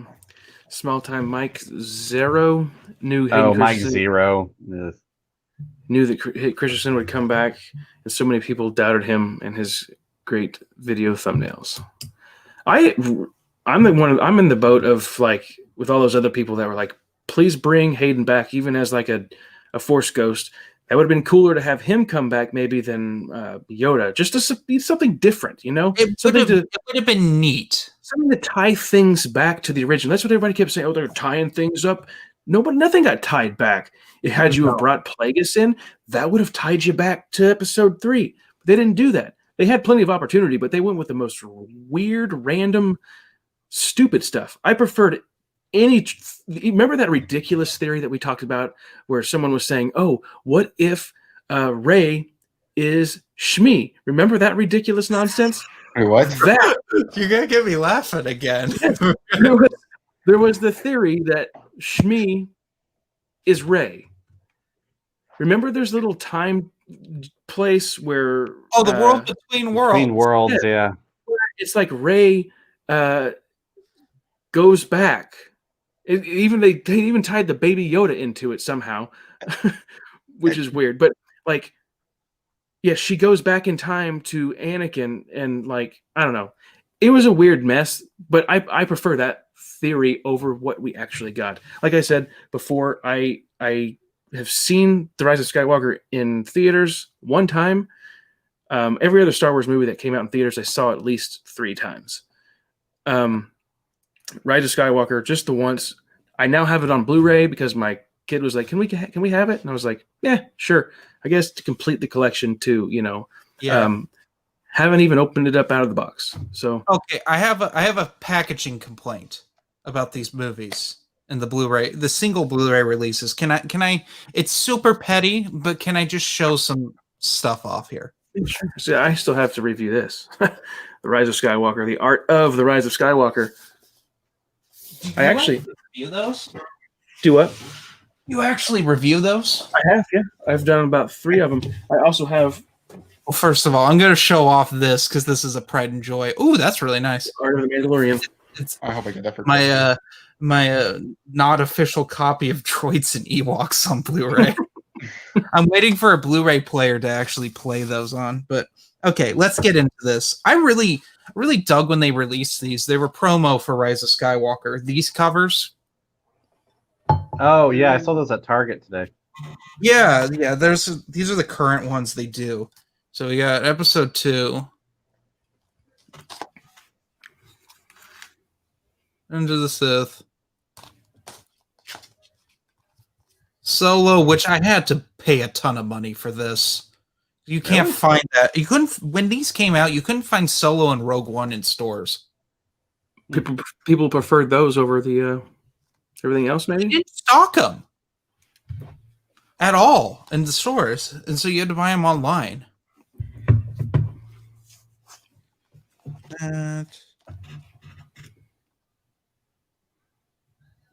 Empire. I know I've got some glaring going on here. Jedi. Even they did it with Force Awakens one's kind of lazy looking, but Last Jedi is just literally just the Last Jedi cover, but red. They didn't try to make a cover for it. But we get to Rise of Skywalker, and it just looks like this. It looks like a mess. They just threw everyone on the cover, including people that I couldn't tell you the name of. Oh, Rose is on there. She speaks like 2 sentences in Rise of Skywalker. I was going to say the Lego special. Rose was awful in Last Jedi. I was gonna say, Matthew, when Jeremy brought up the Return of the Jedi, one that reminded me, like someone made a comment earlier about the light of the Jedi, like they like the color. I think it was Rob D, like the color of the sky on the like on the light of the Jedi. Yeah, I like that because like it showed the blue lightsaber like kind of blending in with the sky. Because like I knew that in Return of the Jedi, Luke's lightsaber was originally supposed to be blue, but they had to turn it green because the blue kind of like blended in with the sky on Tatooine. So. I thought that, like, hey, they finally fixed that. They know how to do it. Unless we talk to George Lucas, who now claims that it was to differentiate between the lightsaber he lost on Bespin. Oh. But that's George Lucas rewrites his own history. When he suddenly, the World War II story in space that was Star Wars became the Vietnam story in space with the rebels of the Viet Cong. George Lucas changes his mind all the time on how things went. Mm-hmm. If Filoni had a play, he claimed that he and George created Star Wars together on George's porch back in '77. Dave Filoni's also notorious for doing that too. I think it's funny how people like, yeah, we know he's the master of Star Wars. He's the guy that does it all. He knows what he knows. But it's funny when they're like, oh yeah, he came on set, and we're like, well, what do you think? What do you think this thing would be? And he's like, oh yeah, that's a intermolecular sector device that can manipulate the distance between your eyesight and your sound ear hairs. And everybody's like, oh, that's so cool. Yeah, because they wouldn't tell him no. Yeah, it's like, how does he do that? You're like, none of that made any sense. You just see the Grinch at that point pop up from the chair going, brilliant! Yeah. You know? Give him a check. Okay, let's see some of these comments. Obsidian 53B, is it too harsh to erase the sequel trilogy? I know a lot of people, I have to look under my camera. I know a lot of people did hard work on them, but I really don't like that so many creative and interesting ideas were tossed aside, plus other things that happened. Well, I don't think they're ever going to be able to just say, let's erase that. Well, they could. They could just say that they could bring the EU back fully and just say, we're sorry. Sorry. The opening crawl. Sorry. They first fire Kathleen Kennedy. That's the start of that. They need to get rid of her, the worst business person I can think of on the planet. Yeah. I don't understand. Artist Luna says Kathleen Kennedy liked Rian Johnson so much that they announced the whole new trilogy that he would direct before Last Jedi was even released. Yeah, we talked about that one. Okay, I have a question. Yeah. So I heard that Rian Johnson's trilogy, it was going to be focused on that kid at the end of The Last Jedi that used that force to grab the broom. Broom boy, yeah. Broom boy. He's he got in Balloon Boy, if anyone gets that reference. But yeah, like apparently he was inspired by Luke's Luke standing up to the First Order, and then like he's just like, oh, I'm going to use the Force now. I'm just like, what's special in Rian Johnson's world is like, how would the kid know about that? How much time had passed? Not much, because the kid was still a kid in the film earlier. Word just spread like instantly that, oh yeah, the New Republic was saved by Luke Skywalker, who'd been gone for. Are they even talking? So this was something I thought the legend of Luke Skywalker kind of explained. It could have been because a lot of the stories in Legend of Luke Skywalker are just BS, and they like kind of claim that it's like believe it or not. Mhm. I think that's what that was. Yeah, but the thing that I'm trying to say is like nobody answered their call on Crate. So, I mean, were people listening in anyway? And it's like, oh well, I mean, I guess Luke took care of him eventually. So the Broom Boy heard about it, and he's like playing with his action figure, like, oh, this is Luke, and he's fighting on the old Forced Order. How would he know about it? I got it. Someone filmed it, put it on YouTube. God, Yeah, maybe that's his the ring. only- Didn't get the Rebel ring. Maybe it displayed a message like, help us. And he's like, oh, cool, I get to see it. Live hollow. The best part of that scene, though, was Luke like getting his hollow. It was kind of a cool sequence, but I mean, still things that were just kind of like, come on, you could have done something a lot cooler. Michael Bray, you guys may hate me, but I love The Rise of Skywalker. Don't hate you. No, I won't that's hate you fine. for that. I'm glad someone got something out of it. Yeah, a lot of people did. That's fine. I don't hate the films, but I'm just not happy with them. I wish that I'd rather have them stopped at The Force Awakens. Maybe like throw in Luke and Leia in that one a little bit more. Well, I guess Leia wasn't it, but like throw Luke in at one scene when the lightsaber whizzes past, and Rey grabs it. Luke in the film, in the series, I'd be happy with that. I don't. Small time. My favorite theory was that Jocasta knew the Jedi librarian was Snoke. Yeah, I like that. I like that better than Brady Perkins. Jeremy, I just recently got my bootleg copy of Droids and Ewoks as well. How's the quality? That's what I want to know. I want to know how good it's going to look on my TV, or if it's just going to look really bad. I'm City 53. I really love Star Wars. Well, all concept for that matter. Okay, so has anyone read the Force Awakens novelization? Yeah. Okay. Oh, you didn't So- read it, Chris? You didn't No. miss much. Okay. I've heard. Okay. Well, I've heard that. never mind. I won't spoil it then. If you want. No, go ahead. Go ahead. Well, I heard somewhere that they kind of debunk the Rise of Skywalker because it seemed like it implied that Kylo Ren knew who Rey was.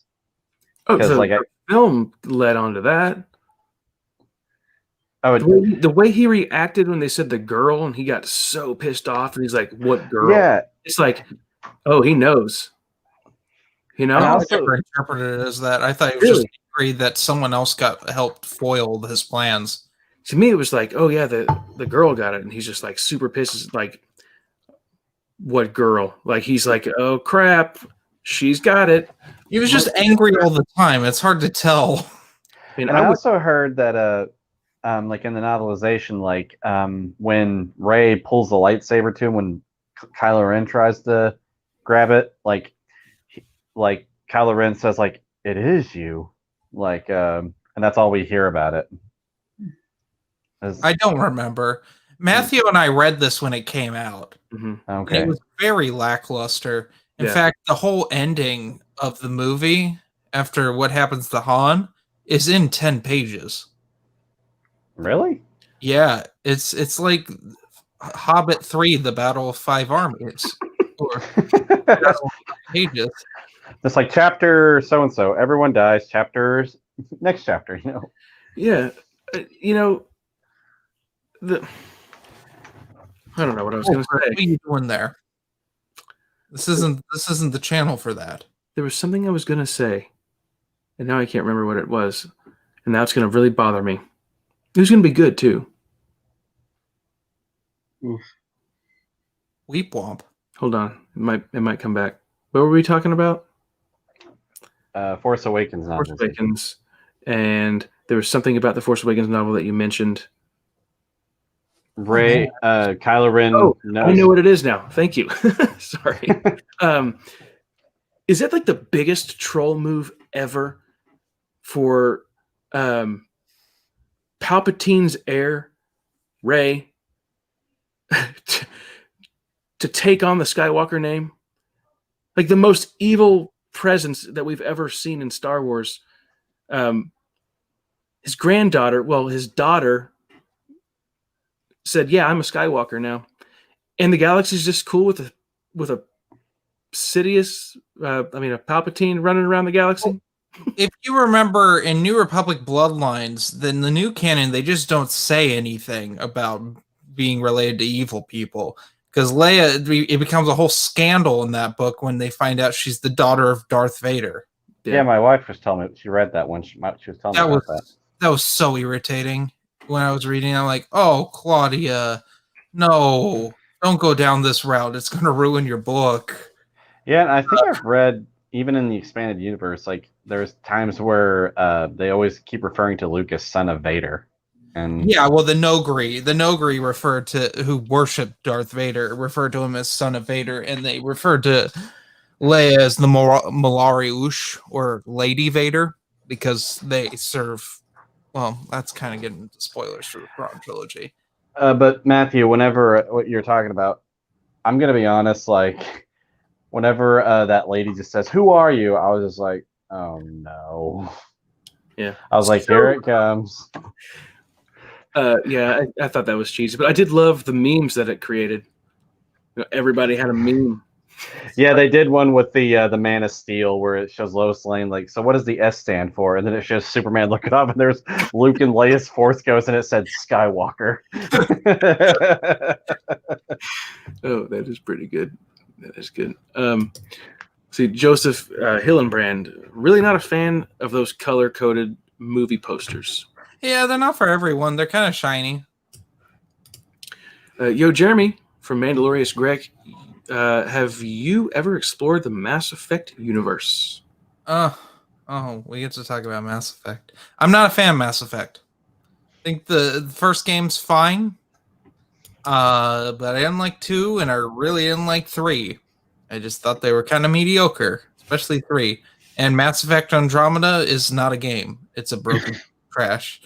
I'm not a Mass Effect fan, and have not really any desire to go into the Mass Effect universe of books. I know there's books. It's like Halo has books, but I've not really been interested in that. Or it's same with Gears of War. But I'm also not a Microsoft player, so that's also why I'm into those.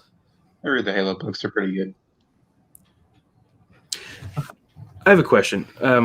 There's a couple other comments in here that we've kind of moved past already, the discussion with those. This is an interesting one, though. Have you guys all been caught up on The Mandalorian? No, Okay, I'm on season 1. I'm rewatching. Yeah, that's right. Chris, what did you say? I don't remember most of season 1. I'm on the Tatooine episode, which I don't like. Oh, I watch it every Friday. Okay. Yeah, I like last week's episode. I just watched, like, I think Monday night. I was like pretty far behind, and I realized, like, oh crap, I didn't watch it. And I guess the finale is tomorrow. That's insane. That happened quick. Mm-hmm. 8 episodes. Yeah, everybody's expecting some huge thing to be revealed here. Like Michael says, will we see Luke, Mace Windu, or another Jedi on the Mandalorian? Honestly, it would make sense if Luke showed up. It would. But, I think it'd be cool. But we had Ahsoka show up, so things are already not making sense. But we all know Mace Windu is the Kukruk of Star Wars, but worse. Because Ahsoka is like the new face of Star Wars, and it makes literally no sense. Yeah. To harken back to my last legend. You're mentioning kind of like what I'm thinking. Like I would not be surprised if they just brought her back in for this episode. They could bring Mace Windu in, and you know what they do? They'd have season 3. Boba Fett would kill Mace Windu. The 2 elderly people would fight. To have some finish up some loose ends there. That because Filoni will be like, oh well, George and I came up with this in Revenge of the Sith, and we couldn't do it, even though he had nothing to do with Revenge of the Sith because he's a talentless hack. Hard take right there. But yeah, no, there was an early draft of Revenge of the Sith, and they even storyboarded it. A young Boba Fett kills Mace Windu. Wow. But it didn't fit. Like, can you imagine that? If George had his way, Revenge of the Sith would have been a 5-hour nightmare. It would have been like Jodorowsky's Dune, which is literally, he's like, I want to make Dune, but I want to make it an acid trip for At 5 least the hours, Lucas cut. so you don't have to drop LSD. Jodorowsky, he's a madman. If he's even still alive, I don't know. He's got to be getting up there in age. You see, I kind of thinking that no one is going to show up, because I'm kind of wondering if he's going to be. If you guys don't want to be spoiled, I won't say it, but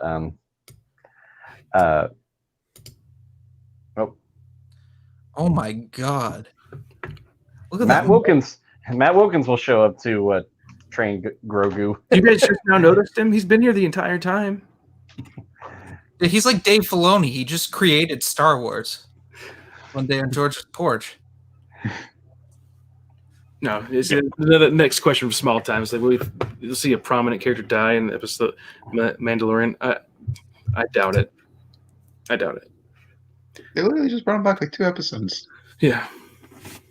No, it's not written by Ryan Johnson. Come on, people. Matt, how's it going? Going pretty good. You still pushing through those Dune books? Or did you already finish? I'm done with the Dune book. I'm done with the Dune books. I'm done with everything That's insane. right now. Nice. Right now, taking a little break over the holidays. Okay. I just say I loved your Unifying Force review. Oh yeah, thanks. My Yeah. favorite video you've ever done. I was like, it was the most satisfying thing. It brought a little tear to my eye. Like literally, I'm like, oh. Oh, it's good. It's good. Yeah. I absolutely enjoyed every minute of doing the New Jet Order books. A lot of fun. Up next, Legacy of the Force. It'll be fun. Well, we got Dark Nest. Yeah, we got Dark Nest. You know, that'll be one long video. I decided to put it together because I can't Okay, I was gonna from book to book. Oh, the Darkness trilogy? I am not looking forward. Well, judging a book by its cover, I don't want to read those, but I'm going to. They're fine. They're fine. They're fine. Yeah. Okay. So yeah, and then I have some time off, so I may just do a ton of videos and get as far ahead as I can in that series because I mean it goes pretty quick after that. Legacy of the Force, Fate of the Jedi. There's a few short stories in between there, not much, and then the Legacy comic books. So fun stuff. I'm trying to think of standalone books you have aside from the big series, and there's probably like 7 books. Well, you know, you got Cross Current, you got Riptide, you have Millennium Falcon, you have, if you're counting the Dark Nest trilogy, You have Mercy Kill. at 6, you got Mercy Kill, you got Crucible, so that's about 8 books. Yeah. It's, you know, standalone. So yeah, fun stuff. Matt, I was at the bookstore and I saw a book that reminded me of you because you mentioned it because you were talking about the radio. Hercules. It was actually the Empire Strikes Back. It was the book version of the audio drama, I believe. Oh yeah, Yeah, I saw that. And I remember you talked about that. So the audio dramas are fun. The radio dramas are really good. And do you have those on like digitally, or I know you have some records? No, I took them. I borrowed them from the library a long time ago on CD. A long time ago. I'm sure they're still there on CD, but yeah, I used to listen to them and everything. I think the last time I listened to them was our first year together. Me and Megan's first year together. I just wanted to listen to all of them again, and I was doing a treadmill thing, and so I had a CD player, and I put the CD player next to the treadmill, and this is like 12 years ago. Anyway, so as the CD was playing, I'd be listening to this thing just walking on my treadmill when I had a treadmill here. Nice. I ran the tread off of the treadmill. I mean, it was just totally just worn out. but Yeah. that's how I listened to the Darth Bane trilogy. When I had a gym membership, I just went to the gym and just walked on the treadmill and listened to the Darth Bane trilogy. So I know. And now all I want is a soft pillow like Chris. I was about to say, I vote that if he falls asleep, we should just like focus the camera on him and just. Notice he was up the whole time, and then you had me talking, Matthew, and he's like, you know what? This is a good time as any to take a nap. Matt, this is a big callback that the other guys aren't going to get. This is like that Skype call where Tristan and Edward were asleep. You joined in. They're both asleep. The glow of their screen. it's showing where they're both sleeping, and I swear they both had their hands on the screen. I'm kidding. Those are the days. Early. I got in. I was like, "Are y'all both asleep? Are y'all both asleep?" And they're like, "This, like, just like I guess they fell asleep looking at each other over Skype." No, I like that point you made though. Just like whenever you popped up, Chris was like, "Oh, hey, Matt Wilkins." It's actually a really good idea. I'm gonna do a 24-hour live stream, and I'll send out an invite to everybody I know. So I'll sit here the whole time, and then I could just doze off. So you guys can talk. I met someone that took the vaccine. Really? Oh, so now we're gonna get flagged, and now we can't monetize the stream. I'm so sorry. Did I say vaccine? Is that the buzzword? Is that the I thought you had to say something like masks don't work. I thought that was what. Well, it doesn't matter. Just screw it. It's something with like the word fraud apparently is flagged. Oh, fraud. Fraud is flagged. No, you have to say the fraudulent election. I'm just trying to get this thing flagged somehow. Trying to get me kicked off. Okay, so Matthew, how to fix this? How to fix this? Whenever this is done, you just edit it, and then you just cut out like after Matt says, "I met someone." Just cut it out there. Okay, can't say anything. Okay. Got it. Yeah, he said it. No, right, really, I'm he said swearing, getting really drunk on here. He said it hurt really bad. Hmm.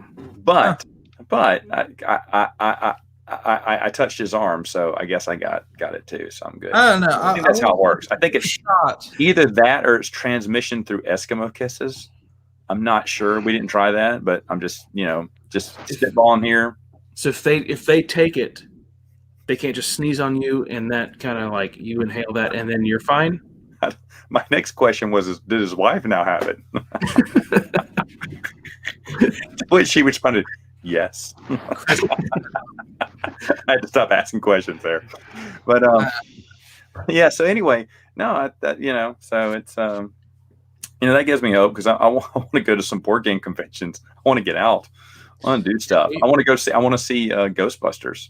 Oh yeah, I don't know if that's been pushed back again. I'm sure 2021, 2022. Who knows? Well, I mean, they pushed it back already. It was supposed to be June this year. Does it bother? See, I like Ghostbusters. You love Ghostbusters. Does it bother you that you were told, hey, look, we got a new with the original cast in there, and by the way, we're locking that box up for another year. Does it get you turning in your sleep at night? Yeah, it bothers me quite a bit because they released a bunch of new toys. They've got like the collectors, like those the Black Series figures. Oh yeah, all the toys, that's funny. All the memorabilia was supposed to come out. Oh yeah, which they redid some of the Spirit Halloween stuff. They have the PKE meters. They just kind of like repackaged those in new packaging, and then they started selling them in Walmart for even cheaper. Like same with the Ghost Trap. They started releasing everything cheaper in new packaging, and they released those like figures, like I said, like the Black Series. They call them the plasma figures. Yeah, really cool, high details. They're like the coolest looking Ghostbusters figures that I've seen. I got them all, even an exclusive one. But they were supposed to come out with like a toy line for kids, like not the collector stuff, like nerds like me. Adam? No. I was just saying, shh, be quiet. Oh, you don't want to wake him. All right, keep going. Oh yeah, Chris. Oh my gosh! I'm sorry. I told him to calm down. Sorry, I was getting excited. I'm awake. I promise you I'm awake. We're gonna have to zoom in on that one later. Were you counting little ghosts, little slimers? Little slimers going around, passing gas as they swing by your ears. You start struggling. No. He slimed me. Oh, I got a call. I'm just gonna. Okay, call. We got one. Dude, we should just do a let's play of the Ghostbusters. He's like, saying, "Are you the key master?" I'm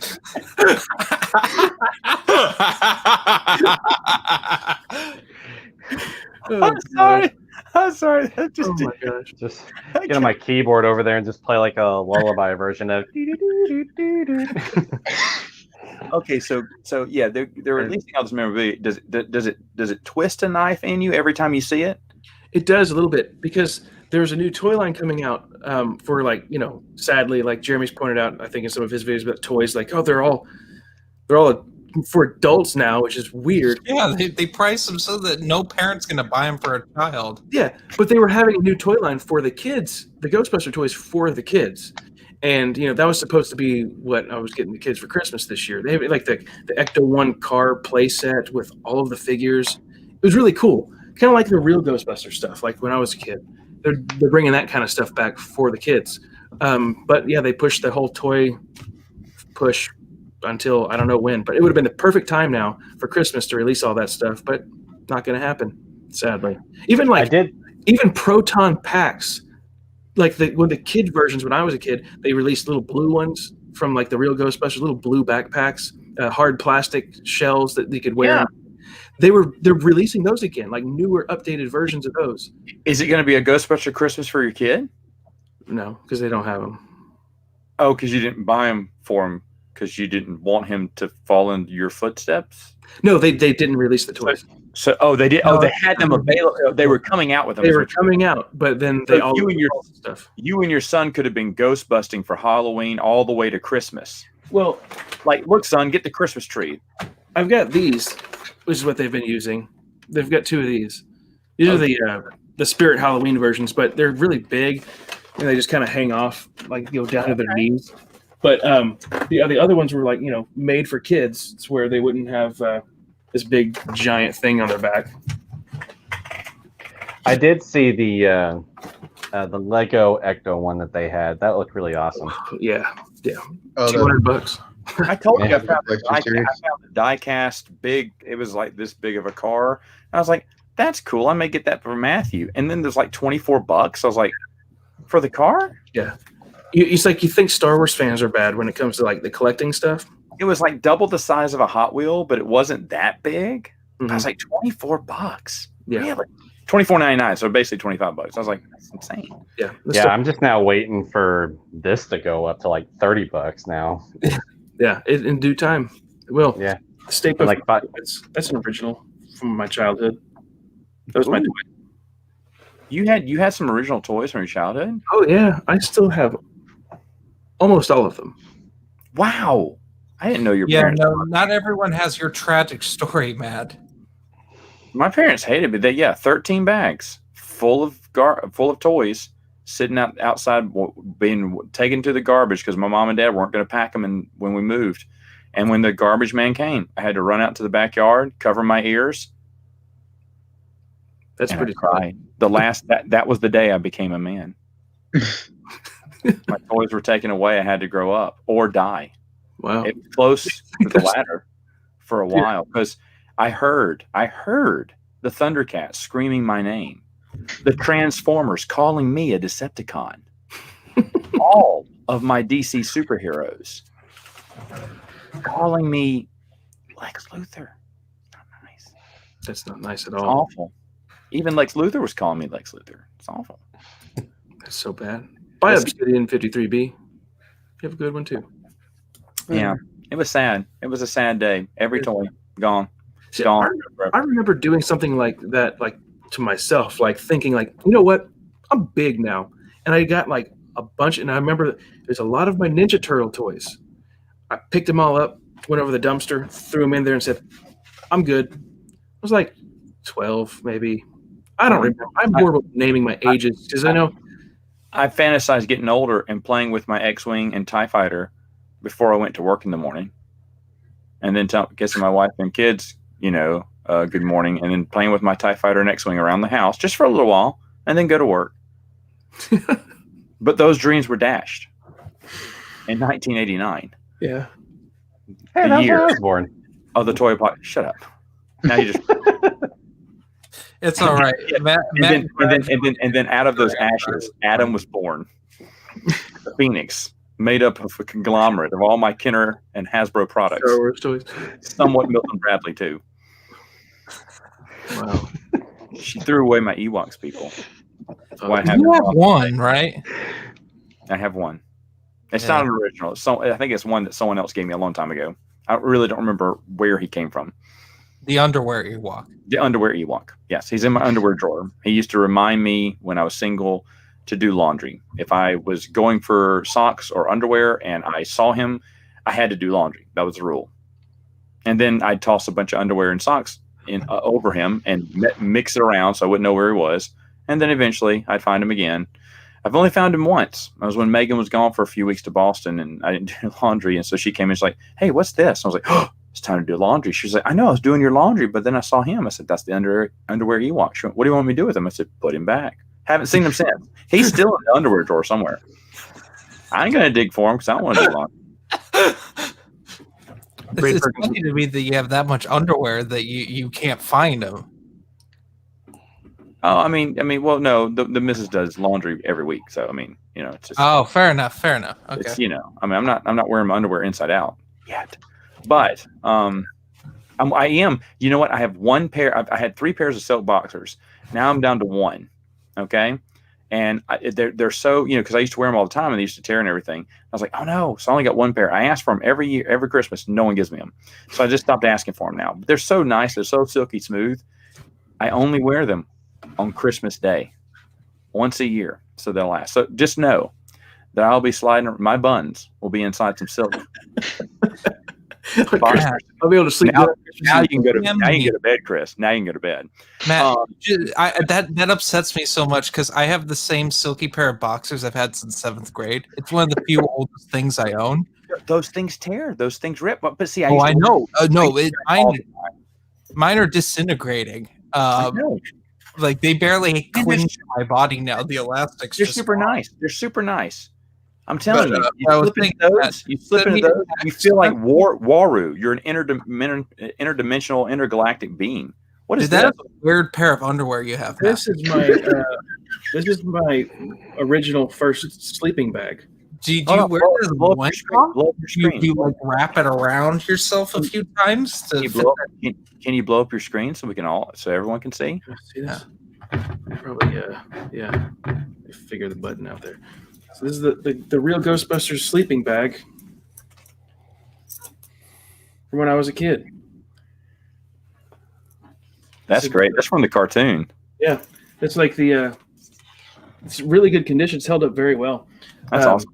It's been in my parents' attic for the longest time, and then when they were moving, they're like, "Oh yeah, here's this." Is it got that musty smell? No, it surprisingly doesn't. It's held up very well.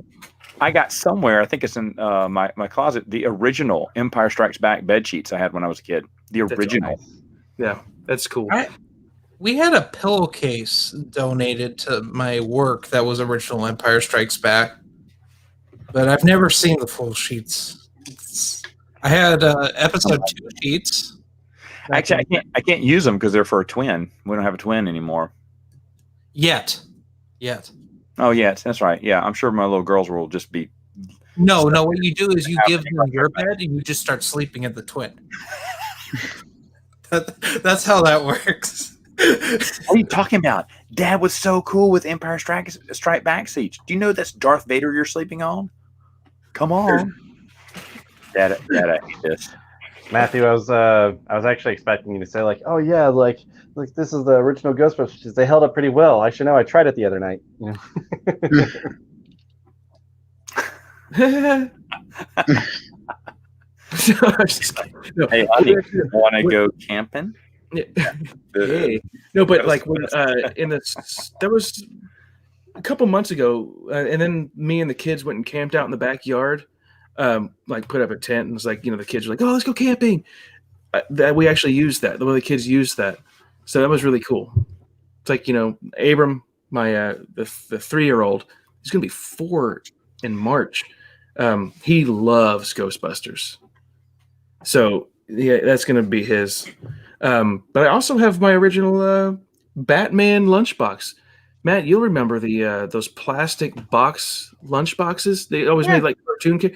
I have a Ninja Turtles one and my Batman. Yeah, some of the coolest ones. I remember I had a Shirt Tails one, and I was just like, but when I was around, they made the 10 ones. Okay, and we used to take those all the time to school because you took your lunchbox with you, your sandwich, your apple, your thermos. Yes, your thermos. Usually had milk in it and everything. And that we used to take those all the time. And then they went to plastic. which was okay. They were a little bit more roomier. I see those all the time, but now they're worth like tons of money. Yeah. Like, There's a really? big market for collecting tin lunch boxes. Yeah. Yeah, I mean, used to. Oh, go ahead. No, go ahead. No, go ahead. Well, I was gonna say, like, I used to have a couple of tin lunch boxes that we collected for my parents' old theater room. Like, we had like a Dick Tracy one, and like Spider-Man and Underdog and everything. And like, when my parents sold their house, like she just sold all of them to collect them. Like, man, that guy probably made quite a bit of. He's probably gonna make quite a bit of money off that now, off eBay or something. And see, we picked up a few of them when they were a good price, but these days, you know, I mean, are you gonna take it to work with you? Probably not, right? I don't know. Probably would leave it at my desk. Matt, does your wife have a Dukes of Hazzard tin lunchbox? You know she does. I had a feeling that she did. She has like everything Dukes of Hazzard. Yeah. What I want to get from my childhood. Oh, I'm sorry. What I was going to say was. No, you're good. Go ahead.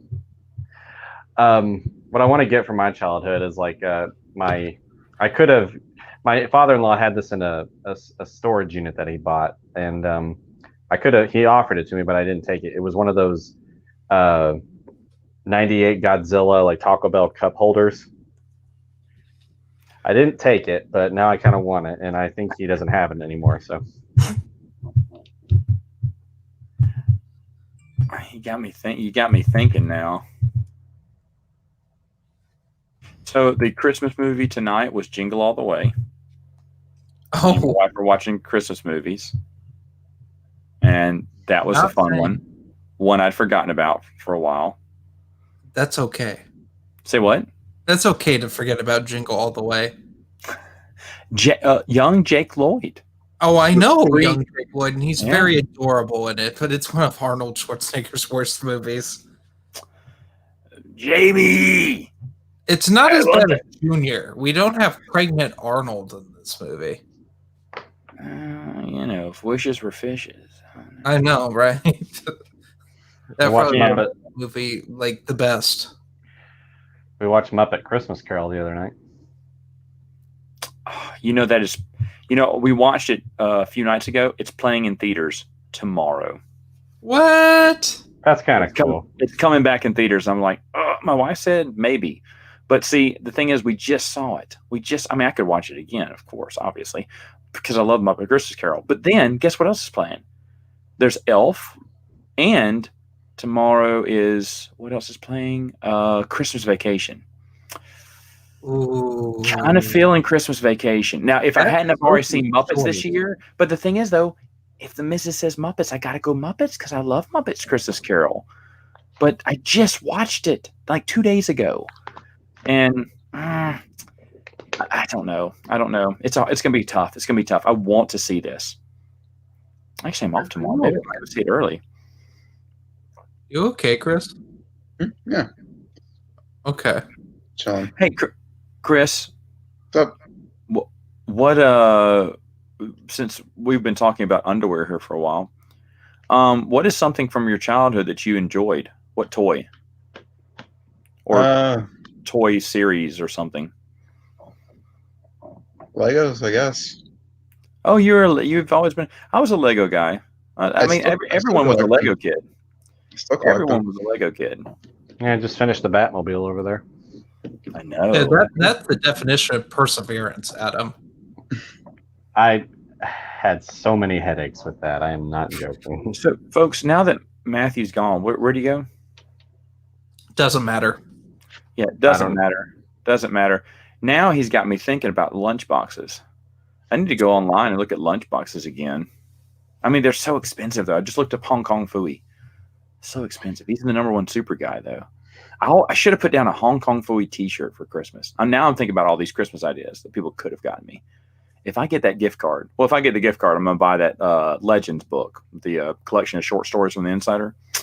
Yeah, that's what I'm thinking. I'm trying to budget for next year because, taxes. Well, it's $25. It's a hardback of, I guess, a few of them, so it's worth getting. And Yeah, it's no, definitely- I don't have the Insiders anymore, man. My collection that's right. is almost complete. And It's gone. it says volume 1, so I'm assuming they're doing more. I reached out to him to interview him through the expandeduniverse.com. Never responded back. I was like, what? You guys don't want free advertising? Titan. Oh, Titan Publishing. Titan Publishing never Let reached. me tell you about Titan Publishing. Yeah. They have horrible PR. Okay. Yeah, Yes, they do. They're horrible. I've had conversations with some of the people from there, like 2 people. One of them was great, but the other one, it'd be like, hey, they're not obligated to send anything out. No one is. When you reach out, you're like, hey, I would like to review this book. Yeah. Whatever. They were like, sure. Never got it. I'd send another, like 2 weeks would go by. I'd say, hey, just checking up if this book was still available. And they'd be like, oh yeah, I'll send it right out to you. Nope. That's weird. That's I weird. just happened multiple times with them. I just wanted to reach out to them for an interview. I said, look, we'd like to feature a story about this, how it came about, your thoughts on it and everything like that. I said, we see volume 1. What's the plans for volume 2? How many volumes do you think you get? But I said, just give me a name and I'd love to just talk to you. Crickets. That was months ago. Yeah, we've reached out to them for paper movies and it's been nothing. Yep. Nope. Because they do a ton of the movie novelizations, like the new stuff. They also own the rights to Alien now for the novels, which apparently Alan Dean Foster wasn't getting paid for, but allegedly. I have to keep that up for Dylan's sake. By the way, do you think Dylan still wears glow-in-the-dark PJs? You know he does with his urine-colored couch. They all match in the urine color. Like different shades of pee. He just make his own. He goes to the Hobby Lobby and gets that like glow in the dark like fabric glue stuff and just makes designs. Star Wars. It seemed like yesterday when he was dressed up. It feels like just yesterday he was dressed up as an Ewok in my room right now. He's like, you look like a guy who could write a book in 45 days. I forgot all about that. Oh And my that just reminds me of all of Matthew's memes about Legends Podcast not coming back for a while. On hiatus. I promise, regardless of whether you like board games or not, Matthew, Adam, Chris, you would love to go on a road trip with us to Indianapolis. I mean, and all of us stay in a 1-bedroom hotel room, and all of us stay where Jeremy goes to bed exactly 8 p.m., whether he's home or not. Oh yeah, And he's the last. He's the last one out of bed, too. God, Dylan is shining it over the X-wing. Oh, they're discontinued. Did you hear? Fantasy Flight stopping. They lost the rights. Wow. They're halting production of X-wing. I don't know what happened because X-wing, Armada, all those are big projects for them, big sellers. Rebellion. What was the other one? Imperial Assault. It's all gone. RPGs gone. You think they're just going to be the licenses like expired in their contract, so they're going to sell to someone else? I guess, but why didn't they renew with Fantasy Flight? What was going on? I don't know. But all of a sudden, they just said, "Hey guys, we're done. We're out." And I was like, "Whoa!" When was the last time though that any of us Star Wars content creators talked about Fantasy Flight? I don't know. I mean, now this allows Fantasy Flight to focus. Some people are kind of happy because they thought that Star Wars was kind of taking over everything. Yeah. And they've got tons of, like, I enjoy Twilight Imperium. So maybe we'll get more expansions faster from that.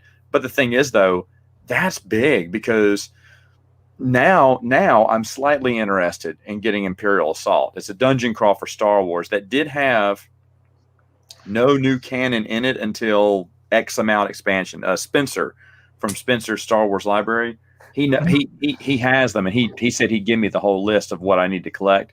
But now I'm kind of interested. Are you sure you guys don't want that board game that I showed you guys the other day where it has Grand Moff Tarkin going? No, we're not Tarkin. Or Hasbro. If anything, Hasbro should lose the rights to Star Wars toys. They're such a horrible company. Oh gosh, they're so bad. I like to, with each of the new movies that came out, I was like, I'm going to get one figure to keep, just like one of those little collector things. I've got Luke. Like I picked up a Kylo Ren when The Force Awakens came out. I thought it was cool. I was like, oh, I'm going to keep that in my box with some of my other old toys that I thought were going to be collectible, but apparently they're not worth anything. And I got Luke Skywalker from The Last Jedi, and I just like pulled that out the other day and thought like, this sucks. Like looking at it, the details sucked. Mhm. So I was like, you know what? I'm just gonna put this in one of the kids' stockings this year. Literally, They don't care, but I mean, it's like I'm gonna have to take the cane away. They don't even have a lightsaber. What kind of Luke Skywalker toy doesn't have a lightsaber? because they didn't market Luke with a lightsaber. It was. It's just that's just the whole. We should have talked about that earlier. The more I think about the Can I stuff, go on a Hasbro rant here? sure. I hate this company. Yes. I hate this company almost as much as I hate Kathleen Kennedy's overall management of Star Wars. So we're talking about my sorry, I'm going to swear, my shit list of people. You know, Kathleen Kennedy. Well, first of all, we got the A tiers Onision, then we got Kathleen Kennedy under that, and then we got Hasbro. Hasbro tries to crowdfund things that no one wants. Yeah. The Sadly, never never mind. I'm not gonna say it. They crowdfunded it, but they like limited the release, and it was overpriced, and it was a pile of trash. Or when they redid the carbon freezing chamber for not the 6-inch figures that they care about, but for the 3.25-inch figures, 3 3/4, where you had to buy 2 carbon freezing chambers at $50 a piece because they only released half of it. It looked so chintzy. It looked like it could be made for you could sell it for $5. Mm-hmm. The cardboard Kenner version from 1980 is a better looking playset and a better functioning one than this new one.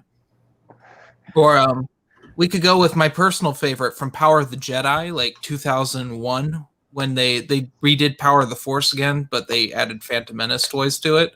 They did a carbon freezing chamber that you had to order from Star Wars Insider, which was super cool. But like when they released the promo for the carbon freezing chamber, they had a bunch of figures on there that weren't in circulation anymore. This is typical Hasbro. Or they've ruined G.I. Joe to the point where they don't really sell G.I. Joes in stores anymore. I still think the funniest Star Wars toy that I've seen this year, I was actually hanging out with Matthew when I saw it, and they had this Luke Skywalker figure that was released when the trilogy came out in the early 90s. And on the box it said, missing hand. I'm like, really? Yeah. Oh. It's some of their newer stuff too, Jeremy, like you're saying. I hate their repackaging. Like they had the Black Series boxes, fine. Then they're like, oh, we're gonna mix it up. We're gonna have it just on those, little bubble. I don't know the terms for toys. They had the backboard. What do they call those cards? The cards, yeah. With the plastic bubble thing on it with the figure behind it. The Black Series switched to that for a while. Yeah, because they're going with the vintage line. They're doubling down on that, But which is not to be mistaken with the retro line, which is when they released the original Kenner toys and they aged the cards. Yes, but what is the vintage line? What does that even mean? Because are the figures like They're just no they're in the cards vintage box? that are they're in the Kenner style. Okay. Like how the Kenner toys used to be, where they had the big card stock and then they had the toy in the bottom left-hand corner. They've done it over and over again. Hasbro's did that back when they released the original trilogy again in 2004 on DVD, where they did a bunch of them. And then if you bought all of them, you could mail in like the cards to Star Wars Insider, and you got a George Lucas action figure in Stormtrooper armor. Like they've done that before. Granted, I don't know anyone who's done that because I haven't seen any George Lucas figures in the wilds. There probably aren't that many of them. Yeah. But like, because most of those people didn't open them because they came with big plastic bubbles over the top because they knew they were going to be collectible, but they're really not. Stupid. This stuff doesn't. That's why I'm selling a lot of my stuff. It's so pointless now. Like nobody. Oh yeah, no, I totally agree. Even with like the book collecting of the new canon, it's like the comic books specifically, they're so like straight to dumpster. Yeah, that's very true. Jeremy, do you know what's happened with some of the stuff in the new season? Of course, you know about Ahsoka, but yeah, because we did a podcast episode about it. I know that what's his face came back to be Boba Fett. Okay. And they have Filoni characters showing up, but like literally, I didn't remember season 1 of Mandalorian, so I've been rewatching it, and I've gotten to the point in season 1 of Mandalorian where I didn't give a crap. And I just there's a toy that there's a really Gremlins. And then truly miserable. There's just a toy coming out that people had to, I think, one of those crowdfunding toys. Oh, don't! I'll punch Hasbro in the face. And they already did it, but it's just going to be. It's like a sad day for those people. But we'll move on to something else because I don't want to spoil stuff with that. Thank you. But you were talking about the Solo soundtrack extended edition's been released. Oh yeah! So finally, Disney does something that I appreciate, kind of, sort of. I wish they had done it with the initial 6 movies, but they've done it with Solo, where as an MP3 exclusive. We'll get to that, Chris. We'll get to that real soon. Oh boy. So they've released an unabridged complete score of Solo: A Star Wars Story for Apple Music, and I've seen it on Amazon Music. I haven't checked Android, like Google Play. Guys, Chris is just here for Highlander, so can we just get back to that, please? I'm sorry. Go ahead. No, but why won't they? Hey, that's one thing. Why won't they release the full version of Episode 2 and Episode 3? Why won't they re-release it so bad? Maybe on the 50th anniversary. Like, oh yeah, by the way, there's just like the Ghostbusters 2 soundtrack, like the original score. Apparently, that is being re-released next year. No way. Well, not re-released. Released for the first time ever. It's not been made available for the public. You know what just got score that just got released on vinyl? Dune. The Toto score for David Lynch's Dune. Can I rewatched Lynch's Dune before we get into Highlander talk, Matt. Okay. I've read Dune. I don't know what happens in Lynch's Dune. This is the most Dune. It's just convoluted. I understand why it bombed. Oh yeah. Isn't the new one being released on HBO? It looks like dog crap. I'm going to throw that out there. That doesn't look like Dune. That looks embarrassing. My wife actually picked up, we were at the bookstore. She actually picked up the Dune book and was about to buy it and read it, but I think she either just decided against it or bought something else. But yeah, I think she's like intrigued to start reading it. Those new covers that they have on them look pretty nice. Yeah, it's actually one of them was like I think $6. It was like one of those bargain versions of it. So. Matt, what do you think of the new Dune coming out? I mean, I should be excited for it, but I don't care. I mean, I'll see it when it comes out, but I'm not super excited about it. I need to watch David Lynch's version again. Visually, I loved it. I slow pacing, but visually, I really thought he nailed a lot of great stuff on that. And I should be happy, but like I said, I'll see it. But am I like, ooh, no? It's not something that's high on my list there. My next question is, what did you think of the awful epic remix of the end of Pink Floyd's album Dark Side of the Moon that was in the trailer? The correct answer is you didn't think of it. I'm the only one who noticed that barfed in my mouth. I didn't. I don't think I ever saw the trailer for it. Like I said, I did see it. I just didn't think it was. It didn't look like Dune. It had like dune worms in it, and it was in the desert. Like, it doesn't look like Dune. I'd rather watch Jodorowsky's 5-hour monstrosity that I've brought up now twice on this live stream. I'd rather watch the documentary of that where Jodorowsky's like, yeah, I wanted to make Dune, but I wanted to make it a 5-hour acid trip that you didn't have to take drugs for. Yeah, thank you, Jodorowsky. No one's going to make that. The original Dune movie, is there just one? Or is there like a trilogy of movies or a sequel? Or Lynch made one film, and as far as I know, it's the only theatrical release up until this point of Dune. They made a mini series like in the 90s, Matt. Was it a made-for-TV movie, or it was a sci-fi movie, right? It was Dune and then Children of Dune or something. Or did I know did they Children of Dune got made. Yeah, Was the it was music a sci-fi. I think it was either miniseries or a movie. I can't remember. was the music in that stuff any good? Like was Like it I a said, with original the score? David Lynch film, it's a composer and the band Toto that made the song Africa. They make a great synthy orchestra score, and I think it's like one of the best movie scores ever made that combines synth and orchestra. It's honestly up there with Valgus's score for Blade Runner. Okay, I don't remember the score for Blade Runner, so of course I don't remember really watching that movie.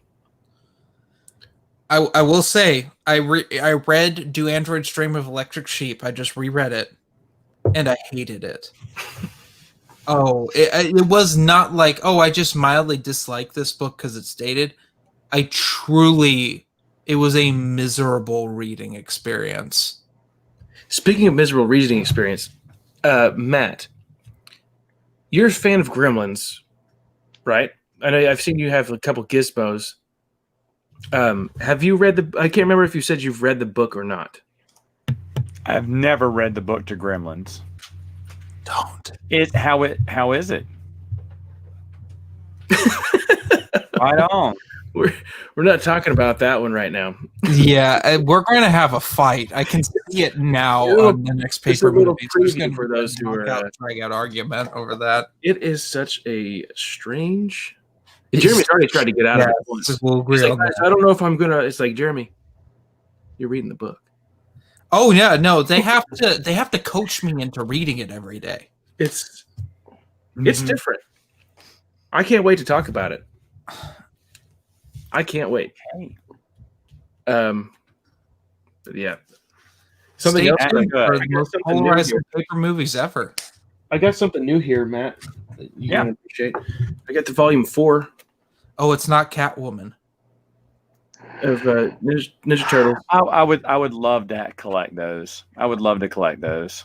$20 new on Amazon. For a while, I thought about putting those all on my wish list, Christmas wish list, because I don't know. Eventually, how are the comic books? I love them. I haven't picked it up Beautiful. since issue 5, but like all this stuff just keep getting bombarded with books. But I can't wait to dive back into it. I still need to review the one shot with Casey Jones. But yeah, I'm loving them. Nice. And the last Ronin comic book, yeah. Adam said it got pushed back again to January. January, yeah. It's supposed to be out already. Jeremy's stepping away. Uh-oh. That's not right. Wrong button. I was about to say, I'm so glad his camera wasn't on. Chris, what you doing? Yeah, just chilling. Pretty quiet over there. Yeah, sorry. Have you ever read the Turtle comics? I mean, I've read like the first volume of like the rebooted series like a few months ago. It was on sale on Comixology. Okay. I enjoyed it. Different. Yeah. Oh, Matt, something you missed earlier too. You remember Adam? He picked up the illustrated copy of The Empire Strikes Back. He found Return of the Jedi, the illustrated copy, but he didn't buy it. Not yet. He didn't buy it. Can you boot him from the stream? I I can't. don't know why he's here. I know why Jeremy's not here. And get Chris too. He's gone too. Hold on, wait. Chris is gone now. Chris is gone. And now get Jeremy off. No. There we go. Now this is perfect. Hey, Hey. what's up? Hey, good. The How are Matt you? stream. I'm good. I know. Matt and Matt. That's what that noise is down there? That's me. You. I farted. Oh, okay. That's what that smell was. I thought Ashley's cooking dinner. So So this is what my dad. One of my favorite things my dad always did when I was a kid. We drive by a restaurant, like KFC, and like I'm in the back seat. I'm like, it smells good. And my dad's like, I farted. It's like, ew. I do the same thing to my kids now too. So it's like, something smells good. Yeah, I farted.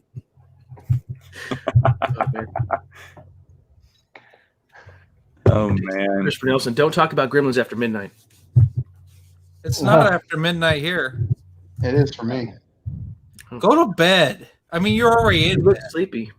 I was worried some OnlyFans material was going to be filmed.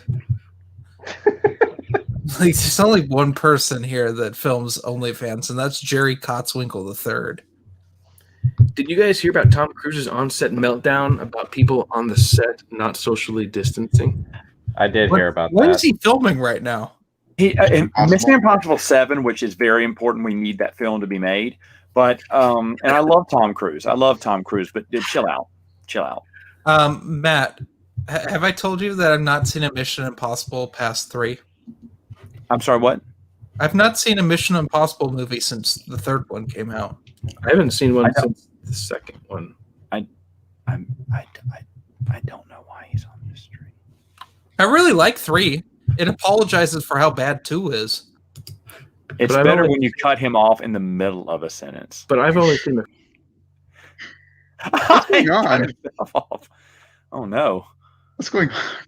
that's kind of scary now. Oh well, it's fine. We're It's back. like that movie. What was that horror movie where they're all streaming Unfriended? and they're all? No, Yeah, I forgot that was is that the one where they all do a seance online and then they all start experiencing? Yeah, It was- doesn't the it was- one guy get his face put into a blender? His hand. Like the only I thing I don't remember remember. because I didn't see it, but I saw the reviews for it and everything. I was like, why do we have this? That movie was just so dumb. So, that just reminded me of in dumb horror movies. Have any of you guys seen the remake of Black Christmas? No. No. So, okay, Adam's seen it. I call it the eye gouging movie 2.0 because everyone just dies from getting their eyes gouged out. It's so lazy. And also, I think someone gets killed with a one-touch can opener. What? I know someone got killed with the ice skate to the back of the head. That's right. Should I watch that for Christmas? Because I don't like Christmas as a holiday. Should I watch I just watched the original Black Christmas again, which is a solid proto slasher movie Sure. that inspired Halloween. Actually, have you guys ever heard the theory that Kevin McAllister from Home Alone is actually Talk about this. That he's actually Jigsaw. yeah, Stop. Saw. It's so dumb. It's up there with when Jar Jar Binks was Darth Plagueis. It's dumb. Still a better theory than what we got. That is true. That is true. If Last Jedi is an April Fool's joke, Rise of Skywalker's when everyone quit on set. Had the villain of the new sequel trilogy actually have been like a surprise Waru, still a better theory. Oh, speaking of which, I Ugh. got it. Oh, what a good book. Okay. Okay, we're good. Oh. We're good. Okay. Yeah, thanks. He almost fell asleep there. It was almost like, oh wow, the sleep. Oh, finally. I can just do my OnlyFans video of me sleeping. It would have been funny if Chris was asleep and that Crystal Star book was just like, Oh, you're just kind of creeping along. yeah. Hey, did you check to see if that was actually the Crystal Star, or was it Witchfire on the inside? It's Did you order it from Amazon? no, I got it from Thrift Books. Okay. Like, the hardcover. Oh, okay. It's hardcover. Okay. I was gonna say, maybe you're lucky, but you're not. I actually also found a copy today of Death Troopers pre-Legends banner. Yeah, So I have one of those. that was a really nice cover, actually. I still That's a have my book I hardcover don't for that. own anymore. I don't have Red Harvest. Hmm. So was the okay? We've talked about it before, but the two covers was the hardcover the version with the Dracula? No, that's a yeah, the paperback. face. The face is paperback, and the hand. No, the face is hardcover that looks like terrible Yeah, with the deviant red- art. And What? the paperback has the cooler cover with the zombie hand. hand holding the lightsaber. Okay, yeah. It's like with Choices of One, where Choices of One has a better paperback cover than hardcover, where Mara Jade looks like a bobblehead and there's a square stormtrooper butt. Oh yeah, that thing that you had, that fetish thing that was going on for a while. It's always going on. Stormtrooper butt. You have to check my OnlyFans out. Stormtrooper butt. Right. Jeez. You know Noah's going to come back on here, and he's just going to clip out every time I say OnlyFans. Jerry And he's going to make a video. It's like when he just made that video of me falling down drunk over and over again. Matt, have you not seen Quality Autism's videos? He's made so many about you. Quality Autism? Oh yeah, it's his random shit playlist. Oh yeah, he's got some funny stuff up. He watches everything and then he manipulates everything. He's made me say things like, "Oh, what book? What did I review that I? Oh, it was Alphabet Squadron." Was it Alphabet Squadron? Where I said it was a box of tampons. It was a litter box full of tampons. I think that was what I decided to. One of just it sounded like he was making you sound drunk by the way that you were talking in all the snip outs. I mean, it's debatable. Like, it's a 50-50 whether I'm drunk or not. I think the one with Matt he did was like you were given a review of something positive or bad. No, it was like a review of something bad, but he Stealth and Siege. We did your reviews of those, and it was like you would say, like, so the book was really, and it cut to something of you saying great, and then like going on again and piecing together other reviews of other things to make it sound like you're talking about the book. It's funny stuff. He did one of me with where Jeremy said something that made me laugh on a stream when I was drinking my soda, and then I choked on it because it made me laugh. I think it was like you said that in one movie, Liam Neeson sounds like he gargled Jack Daniels and nails. Sounds like he gargled Jack Daniels and rusty nails. I know, and I was just like, I was just choking. The one of Jeremy falling over on his chair. You did another good one. We did a watch along. Me, him. Is that you, Adam, too? We watched that stupid movie. Yeah, it was Bye Bye Man. Bye Bye Man. Oh yeah, you watched Bye Bye Man without me? Yeah, he did a little Bye Bye Man thing. I can't remember what you did. You had to like bail out or something. You were unavailable that night. We watched the Bye Bye Man. Oh, I was probably door dashing. Oh, it was such a bad. I'm sorry, movie. Redacted job number 2. But yeah, he did that one. That I'm quitting today. Yeah, Matthew kept saying, like, quoting Silent Night, Deadly Night, the garbage day, and he kept like rewinding it, so it sounded like you know. Yeah.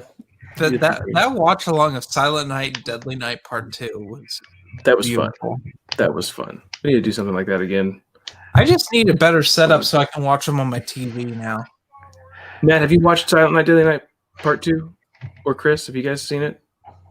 Do yourself a favor and watch it. It's the best Christmas movie ever made. Watch it.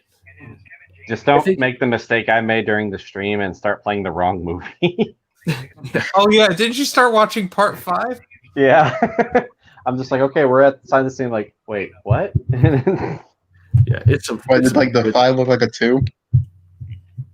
I'm sorry, what? They were right next to each other and you just clicked on the wrong one because Tubi on TV is different than Tubi on the computer. Yeah, it's Chris, you gotta watch it. I actually watched it again. Like I thoroughly, I can't say enjoyed it, but like it's one of those things that it's like funny. It's so bad. It's like pleasure. I gotta watch it again type thing. It's so good. Silent Night, seen it a few times. It got a Blu-ray release. It got a what? It got a Blu-ray remaster specifically from Shout Factory. I need to find that. Oh, dude, it reminds me. Did you guys see that my Friday the 13th box set came in? Yeah, you showed us. Yeah. I gotta show it for the stream. Oh fuck! I'm sorry. I dropped an F-bomb. I'm gonna get banned from the streams now. Yeah, Matt. I'm like reaching into a bug pit here. It's like Temple of Doom. Chris, all over. Quality's gonna make another. He's gonna make a video. So last week we talked about Disney's plans for the future of Star Wars. Jeremy swore so much. I got really drunk. Fell out of his It was chair. almost. No, did he? Because It was I like- don't remember that on Marco Polo. Oh yeah. Oh, did I talk to you? Oh no, I don't remember that. It was You bad. sent me. No. You kept sending me messages, like videos. private messages. You kept saying, Jeremy- "Adam, stop unreading my messages. Stop." It's like don't leave me I unread. didn't do that. Jeremy- That's Jeremy, you're is like this. You're sitting in manner. your chair like this, and you're like doing this. Okay, like you're that's talking. me normally. That's me when I'm like Chris throwing some suggestive seduction at the audience. Look at that. Chris is like, I quit. I'm never gonna be on one of these streams again. What's the I'm sound? done. Did I you could just fight go- with you, Matt? Was it like at Gen Con when you yelled at me because I kept falling asleep when that lady was trying to explain the game? Dude, so this lady, she's so nice. She was extremely nice. And she goes, we said, hey, you ought to play a game with us. She goes, guys, I promise I will. And so when she got off her shift, I didn't think she was coming back, but she did. And she Yeah, brought she was that a nice sweetheart. little game that I don't like, but it was Galaxy Trucker. But she was telling us the rules. While she's telling us the rules, this dude here is like this. I mean, he's like the genie, like slowly granting a wish.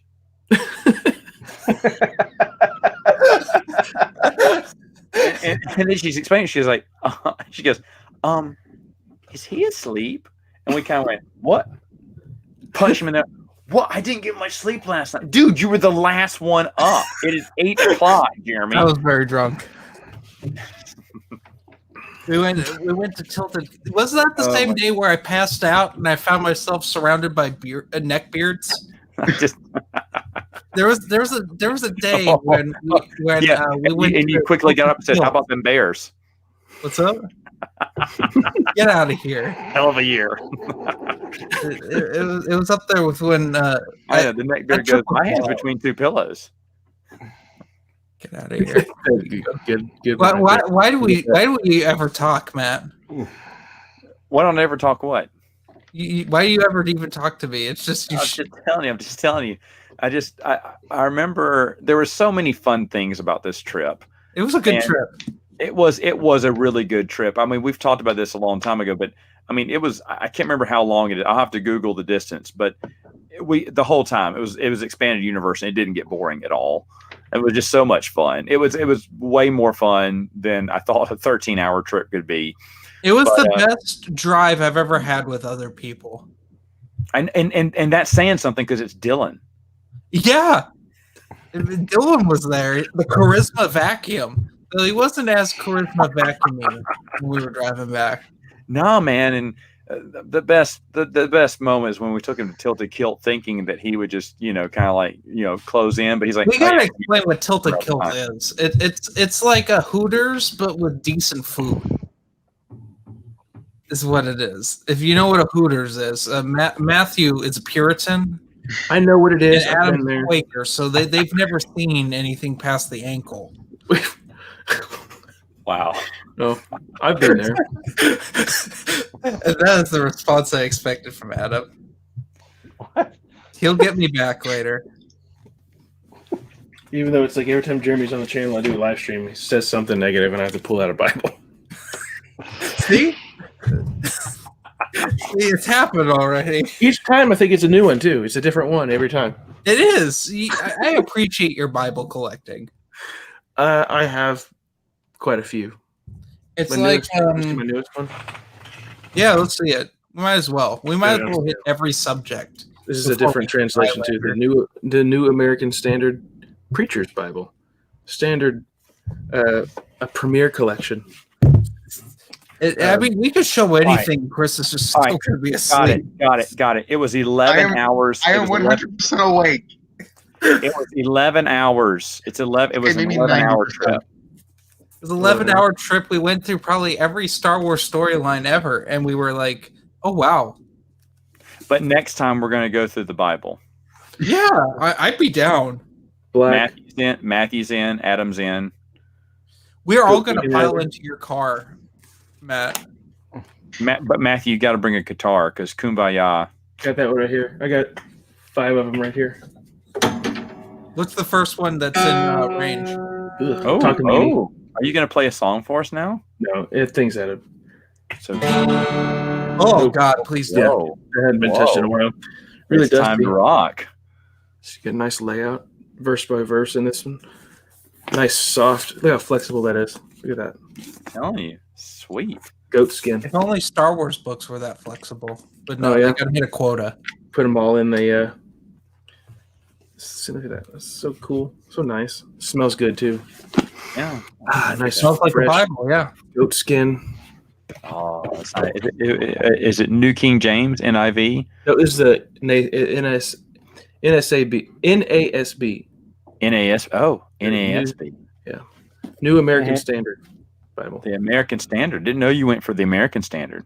I've never actually. This is the first one. I've never. I'm an NKJ guy myself. Oh, yeah.